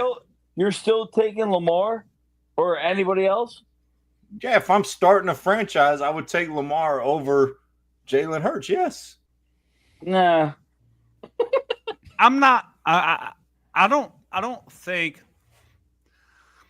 Like Jalen Hurts, obviously, is a quarterback in the NFL for a reason. He's a great quarterback. He's actually, and when he came out of Oklahoma, he has done more than I thought he was going to do in the NFL. I got to give him that, right? He took Philly to the Super Bowl 2 years ago. He's brought him back. So he's again there. He is a great quarterback in this league. Now the problem where when you compare the Josh Allens and Lamars and those guys, they have to physically go through Patrick Mahomes to get to this stage, and they can't beat him. Okay, let's reverse it. If KC was in the NFC, would we be having this same conversation? No, because you think if Kansas City was playing Patrick Mahomes in the playoffs, you think they would beat them hands down? Not Super Bowl. We're talking about just having to go through KC to get here, because those guys have to go through him and they can't do it. The Eagles didn't have to go through Kansas City to get here. They get to play them for it, which is a phenomenal accomplishment in its own right. I'm not knocking that, but I'm saying has the Eagles had to play the competition so far in the playoffs that Kansas City has this year? No. No, the one that I was worried the most about was Washington after they dismantled Detroit. But again, Detroit was their defense depleted. was they were depleted. But that was the only game that I was seriously worried about, and that ended pretty quickly.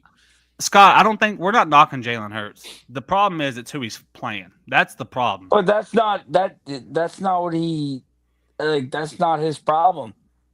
Oh, it's not. You're right. I mean, it's not. I mean, because no one can beat him. Exactly. And Jalen Hurts is the only one that has beat Pat Mahomes, beat him in the regular season. All right. There's Scott's take, guys. Am I wrong on that? They did beat him. I mean, Josh Allen beat him this year too. Yeah. In the regular season, they did. In Kansas City, they did. Yeah. So did the Eagles. They did. I just think like we got to put more respect on Jalen Hurts. I mean, when has there ever been a game where Jalen Hurts in a big game where we said Jalen Hurts played like shit? So okay, this is my last thing on this, and I'll be out of this conversation. If Hurts beat Mahomes just in the Super Bowl, you're saying Hurts is better than Mahomes overall because he beat him in the Super Bowl? No, I never said that. I said that he's better than Lamar and Josh Allen. Yeah. Okay, then I'm out of the conversation there. I misunderstood. I thought you were talking about Hurts and Mahomes. No, I think he'd be better than Lamar and Josh Allen. Yeah. Okay. Yeah. You got. All right. There's our picks, guys. Let's let's go to this movie thing. So I made 5 different slides. I put a couple movies on each. Let's just kind of like rank. Let's just compare the 2 that I put beside each other. Let's do it. Sorry, that's my mother telling John Wilcox to shut up.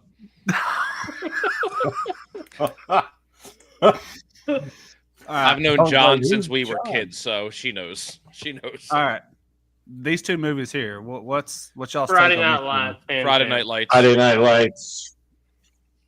Oh, hey, Pops, you're here. Well, all right. That's right. Wrong movie, but Hey, but let's just say We Are Marshall was not a bad movie. It wasn't a bad movie. I like No, that it's it's not. both true stories. That's what I like. Yep. I love true story movies. But Yeah, me too. for me, it was Friday Night Lights. Yeah, Friday Night Lights is a classic. I can't tell you how many times I've watched that movie. Did y'all know that they made a movie about that Dallas Carter team that was like just like this real life, but it was like We Are Carter or something like that. I can't remember what it's called, but they made one similar to the same kind of scenario as the Friday Night Lights because it was that's who they lost to in that game. But they made one for them. I did not know that till today when I started doing some research. I thought that was pretty cool. Yeah, I don't want to pull an Al Bundy, but I used to play for Thomas Jefferson High School in Dallas and had to play against Carter, and that team was ridiculous way back then. Yeah. It was always ridiculous. Yeah. So, Friday Night Lights, because I have to admit, I've never actually watched We Are Marshall. It's a pretty good movie. Oh, Scott said bye. Did, F you guys. he said, I'm tired, drunk, and I don't want to deal with y'all. I had enough, y'all. Sean said, no, I don't want I'm fixing to have to get off, fellas. Okay. I thought you were home alone this weekend. No, she's back. Oh, I thought. Oh, so okay. All right, never All right, mind. Go ahead. But yeah, Friday Night Lights. Hopefully For the me next as well. one. I love We Are Marshall, but Friday Night Lights is it. Any Given Sunday or Varsity Blues? Varsity. I don't want your life. That's right. Varsity Blues. The Varsity Johnny Blues Moxon, star Yeah. quarterback. The whipped cream bikini thing. It's a classic. Yeah. Hey, I could watch it when I was in high school and enjoy the whipped cream bikini scene, but now I just feel old and dirty. My favorite, I'll say this, my favorite line of the entire Varsity Blues was when Billy Bob goes up. He says, "Put me in, Coach Lance. We'll block it. Put me in, Coach." That's my favorite line of the whole movie. Mine was, I give him a 10. A 10. I'll pick here. I know we're harping on Varsity Blues, but I'm actually, for a football movie, I'm going to pick Any Given Sunday. Yeah, Any Given Sunday is a great Yeah. too. I don't think you can go wrong with either one of these. Steaming Beeman. Willie Beeman. Willie Beeman, yeah. Hey, side note, they really got in a fight in that scene. LL Cool J and Jamie Foxx, they really fought. What? Yeah, like that was a real fight in that scene. They were really hitting each other. They had some bad beef off camera, and when that scene came up, they said, "Let's just go at it," and they went at it.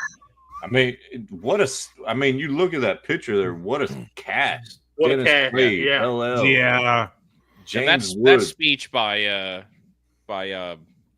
Jesus, every inch, Pacino. I mean, Pacino. that's inch speech. yeah, that's a great speech. I I'll never may forget have in used that in basketball before. I'm just gonna say.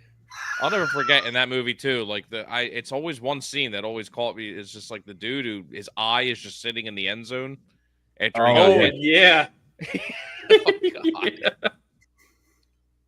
Great movies. All right, let's see what the Oh man, I ain't even gonna lie Blindside, to you. even though they Giants claim has it been wasn't popping up real. on my YouTube so much. For some The reason. Little Giants is the first movie I watched in the theater. My aunt took me to watch it. I'm going Little Giant. The Icebox. Icebox, baby. The Icebox. yeah Kid in the bubble wrap. I like the blind side. Intimidations for acid indigestion. Obviously, the blind side's like a real life type movie, but when you're talking about like Little Giants is awesome. I love that movie. I remember watching it as a little kid. It was hilarious. I've got to go with the Little Giants as well. It's Agreed. awesome. That I was love a the curveball. Blind Side, I was not expecting you to put that one up there. That's a good one though. Especially that's a good one. Blindside is really just everything's still going on about it now, like how it's yes not a good story anymore. No, it's not. It's like if I'm right, the legal stuff is still going on with all that. Yeah, It's crazy. Yeah. And what a performance by Ed O'Neill, by the way, in Little Giants. Like an amazing movie. And he actually said he did that movie so his kids would be able to watch something he was in. Because he didn't want his kids to watch him as Al Bundy. So, yeah, it's a good reason. And all right, remember the annexation of Puerto Rico. The couch out the window. Remember the Titans or radio? Remember the Titans. I gotta go remember the Titans. Yeah, that to me is one of the best ever. I love Remember the Titans, but again, I'm gonna go off of one scene. They're eating at the cafe, and she asked him what pie he wants. He said, "I like both." That right there, that wins it for me. I'm going radio. That wins it. Yeah, I love both. I don't know. There was something about radio. It was kind of comedic in a little way too, and I think I'm gonna go radio too with you, Derek. I love Remember the Titans though. It's a classic, but I love some radio. And then the last two, Waterboy and Rudy. Rudy, but different movies. Yeah, I mean, if you said sports comedy, I'm thinking. Yeah. Well, that's why I threw like a realistic one, and I had to. You cannot not throw Waterboy in this. Come on, it's Waterboy. I thought you would have thrown like the Replacements in here or something too. The Replacements would have been a good one. There was so many. Replacements was a good one. There were so many. Between these two, I originally would have picked Rudy, to be honest, but everything that those players have said in probably the last 5-6 years about the movie and how Rudy really was, they carried him off the field as a joke. Yeah.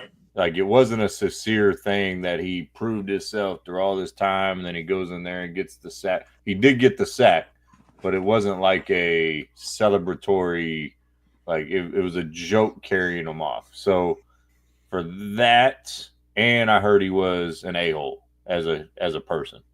He wasn't what Sean Astin portrayed him as. But the Waterboy comedy classic, as soon as you hear, you know what that's from. Okay. Foosball. You can do it. You can do it. Yeah. I mean, Adam, the Waterboys, again, it's a comedic one. And I was looking through all these and I was like, I didn't want to put it up here because I know it's not like a true football movie. But I was like, how do you not throw this movie in the mix of being a great movie? You could, it's a football movie, but it's a classic. I got to go Waterboy too. I love that movie. Agreed. I love it. Yep. Well, guys, this was fun. I'm excited about the Super Bowl tomorrow. I'm sure we will be texting. Actually, celebrating my birthday tomorrow, so I'm about to have a big shindig Super Bowl thing. Happy birthday. Happy birthday. So, thank you. I'm like one thing, so me and Dustin are taking a week off. We won't be on Sunday or Wednesday this week. But Philly will be back either happy or sad Tuesday night. I'm going to say pending if I have power. Apparently, we're supposed to get like some really, really bad snow up here. So, if Philly wins, you won't have power anyway because they'll tear down all the everything will be on fire. Yeah, everything will be on fire. Burn down whether they win or lose. So that makes sense. Yeah, there'll be plenty of riots to keep you warm. Yeah. On time will be back Thursday night, normal time. Yep. One movie that you didn't put on. Okay. That I just popped into my head. Jerry Maguire. Ah, thinking man, the same thing. Yeah. that was another one I almost put Jerry on. Maguire is a good football movie as well. I don't There know was where it a- would have Show me fit. the money. That's it. Show me the money. I almost put Invincible on there too, but it's not Oh, bad. that's a good. Hey, We're that would already be in the perfect. Super Bowl. You didn't want to give me another one. I get it. Yeah, we can't give him No, another one. no. Yeah. I actually really love The Invincible. I think that's a good Yeah, it's a movie. great Yeah. movie. What about the one with Kevin Costner and the Browns? Oh, Draft Day. I Draft love that Draft movie. Day. Draft I think Day? that's a great movie. Yeah. The Express with not Jim Brown, the boy from Syracuse. I can't think of it. I know what you're talking But it's about. got Dennis Quaid in it. He's the coach. I can't think of what it's I can't called. think of it either, but it's good. Rob- it's a good Rob movie. Brown? No. All right, fellas. I gotta All right, go. Mr. Eddie. All right, Mr. Eddie. Y'all take These care. props. I cannot think of the name of that freaking movie.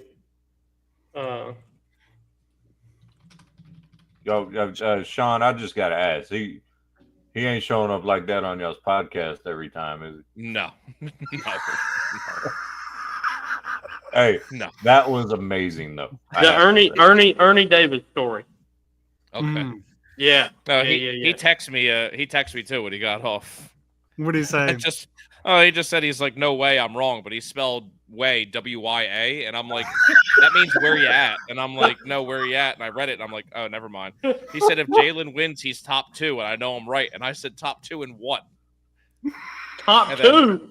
Yeah, and then he just has notifications are silenced, and I'm like, yeah, I'm not talking to you at all tomorrow.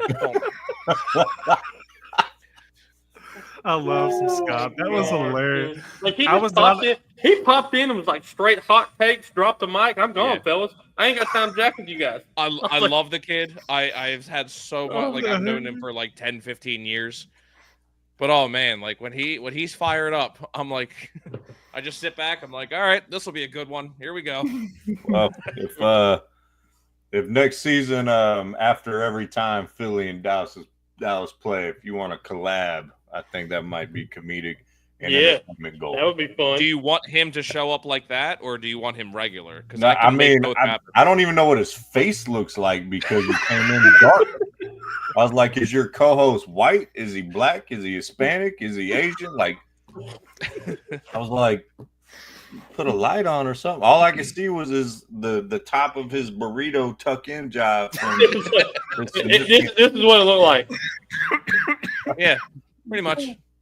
Which, I like I it. love it. Yeah. It was funny. Good show. I show. enjoy the network shows. I like the network shows. Me too. Yeah. It's a good time. It gives me it's nice to have someone laughing when I say something other than myself when I'm messing with the old man. So, Yeah, you and your dad are a show in its own. Yeah, I its love own. watching y'all. we tried. I almost busted out J Kid tonight just when you started. Oh mentioning my like LA. god! That So, next speaking time of that, time y'all do that, those type of shows, I want to know because I've seen them and they are hilarious. Did you see what J Kid did this week? Mm-mm. Go to the video and fast forward to that part on the one. Does that trade getting Nick mess up the Luka trade? No. Cap money and nothing like that. How funny would that be? I mean, just realistically, how crazy would that be to them? Everything getting thrown off for that. Oh, that'd be crazy. That'd be crazy. Mm. Hey, by the way, Sean, I wanted to get your opinion because your boy in Philly is going a little insane. Joel Embiid had the audacity to say he is the most dominant center ever. Yeah. Well, what is wrong with that man? I need him to go away. I've been saying it for like a year now. I need him to be traded like ASAP. Especially because I sent it in the group chat, I think. That I said it's him yelling at the other player for not hustling. And I'm like, you can't even play back-to-back games. You cannot ever talk to another player on your team about hustle. Like, don't you like? And I'm just like, dude. And his own players are standing up to him now. And I'm like, And also, as I'm watching the clip, I'm like, you were jogging up the court. Like, unless that's you at full speed, but I'm over him. I have been for years. And especially when they said he'll never play a back-to-back game again, and I'm like, but you just signed him to 3 years, $643 trillion. Like, he can play a Saturday and a Sunday once in a while, and then he'll be off for 3 weeks because he's hurt. I say this all the time. The fact that he says he's the most dominant, he's not even the most dominant big man, power forward or center. I'll tell you a hot take. I would take prime DeMarcus Cousins over Joel Embiid. Prime DeMarcus Cousins was a monster. Have you guys seen like the clip? I mean, they did it live all the time where Barkley and Shaq would call him out on the TNT show, like when they were on, and then but it's during an interview, and then after a while, like Embiid would fire back at him, and I'm just like, you have two of the best to ever do it trying to help you, and you're firing back at them. I'm like, yeah, you're done. Yeah, you're out. I also think, real quick, I think I know where Scott was getting all of this better than Lamar, because I'm scrolling through Facebook and I see something, and it's those specific 3 quarterbacks that he's comparing them to. And of course it's from RG3, which immediately should just be like, yeah, you're wrong. Yeah, you're wrong. RG3 posted on Twitter, if Jalen Hurts and the Eagles win the Super Bowl, he won't be in the same category of Lamar Jackson, Joe Burrow, and Josh Allen. He will be in a category above them in the one that matters, Super Bowl champ. With all due respect to anyone who thinks differently, I don't know what that stands for, something letters and whatever, but F out of here with the hate. So RG3 is saying he will be better than them in this Super Bowl, and I think Scott, in his intoxication, took it to a whole new level. Yeah. Yeah, anything RG3 is throwing out there, it's like, sorry, bro, I'm not feeling it. Yeah, don't be upset that Washington's good now. Yeah, I always like to give a shout out when this player does something, because I think it's so impressive. Major, I don't know if he's watching or not, but major shout out to Ben Simmons, $40 million buyout with the Brooklyn Nets, signed with the Clippers to continue his Guinness Book of World Record workman's comp claim. He's going on 9 years now. Most workout videos ever posted without games played. Yes, I mean, unbelievable career for the guy. I'm thrilled to just see what he does next. It is unbelievable seeing theft be legal. Yeah, it is being ridiculous. you see that with Embiid, so that's perfect. I saw it with our own eyes here. Can I say something about him? Do you think he was ruined by Philly, or was he never going to be good? I mean, that seriously. I don't think he was ever going to be. He had the body and like the frame, but nothing else. I mean, everyone claimed about how good he was defensively. He was just this unbelievable, could be a top defensive player in the league. And I'm like, okay, but can he score more than 5 points? Yeah. Like, or anything? And then when you saw him play, but then they're saying the only reason that they drafted him was because, I forget the coach that we had when they drafted him, but he was friends. It was Brett Brown. Brett Brown. Was friends with Ben Simmons' dad, like his ridiculously close with him. And so that's the only reason they drafted him. And it's like, okay, I mean, it all goes back to the process and all the number ones that we tanked for, and none of them have worked out so far. And it's back to back. I always think about back-to-back drafts. Y'all missed out on Tatum and Jaylen Brown on back-to-back drafts. They got picked the next pick. You took what? Bridget. Markelle Fultz. Markelle Fultz, not obviously not Michael Bridges. Fultz and Simmons, and it's he definitely wasn't ruined by here. He just he did exactly what he's doing now. Yeah. Look at all the workout videos. Nothing. And then everybody. He was supposed to. Everyone, when he came in, he was supposed to be the next LeBron James. That's what everyone's saying. He was going to be the defender, the shooter. And then when you saw him shoot, you were like, I can shoot better than that. Yeah. And then when we got Butler, everyone wanted to keep Simmons. Everyone in the city wanted to keep Butler over Simmons, and the team was like, "No, we can't do that." And then it's just like, I play a little devil advocate here. He was rookie of the year, averaged like 15. what was his assist numbers? There, eight assists a game. The next year was almost 17 and almost 9 assists a game, and then 16 and 8, and then started going downhill with 14. But if you'll go back and look at those games where he did average 15 and 16 and all that, look how he was scoring. Well, he was getting to the paint. Well, I just wanted to make it to the point of he was scoring more than 5 points a game, but but where it became is teams will just sit back in the half court and say shoot the 3. Then it got in his head, and he wouldn't shoot it. And same thing happened with Markelle Fultz as well. He forgot how to shoot. That dude what happened to him? What the hell that was? He woke up one day and just was like, I don't know. So, I think he let the noise outside the building get to him quite a bit. Is a big reason why I wanted it out, and then he didn't play in 21-22, and he just ain't been the same dude that he was coming out of college.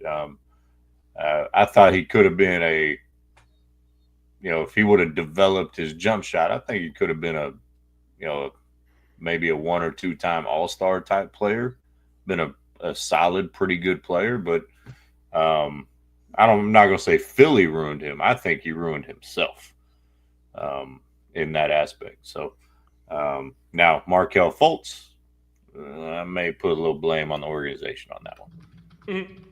But not hard to do. Yeah. Not hard to do. But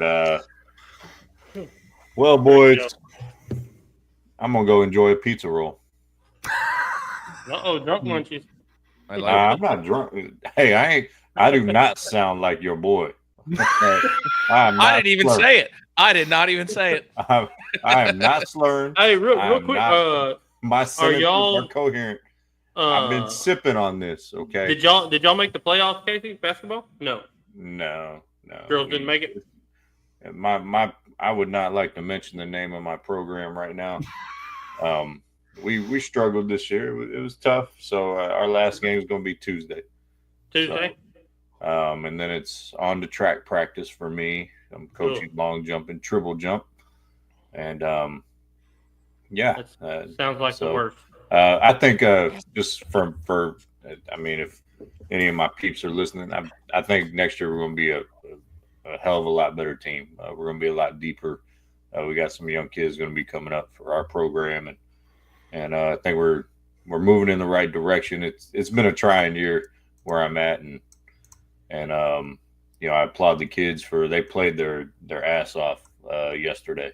They really did, and our big man ended up rolling his ankle on Thursday with 9 seconds left in practice. So he was out, might not be out there Tuesday. We'll see how he feels. Oh, you coach boys? Yes. Oh, I thought you were a girls. I thought you coached. Hell no, I never coached girls. Oh, okay, that's my bad. I thought you were a girl. I don't know why I was thinking that. I'm not dealing with that stuff. Nope.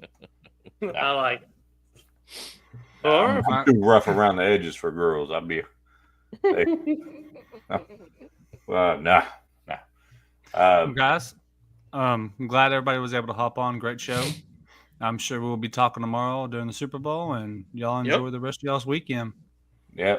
Yes, Peace. sir. Love y'all. Later, Guys.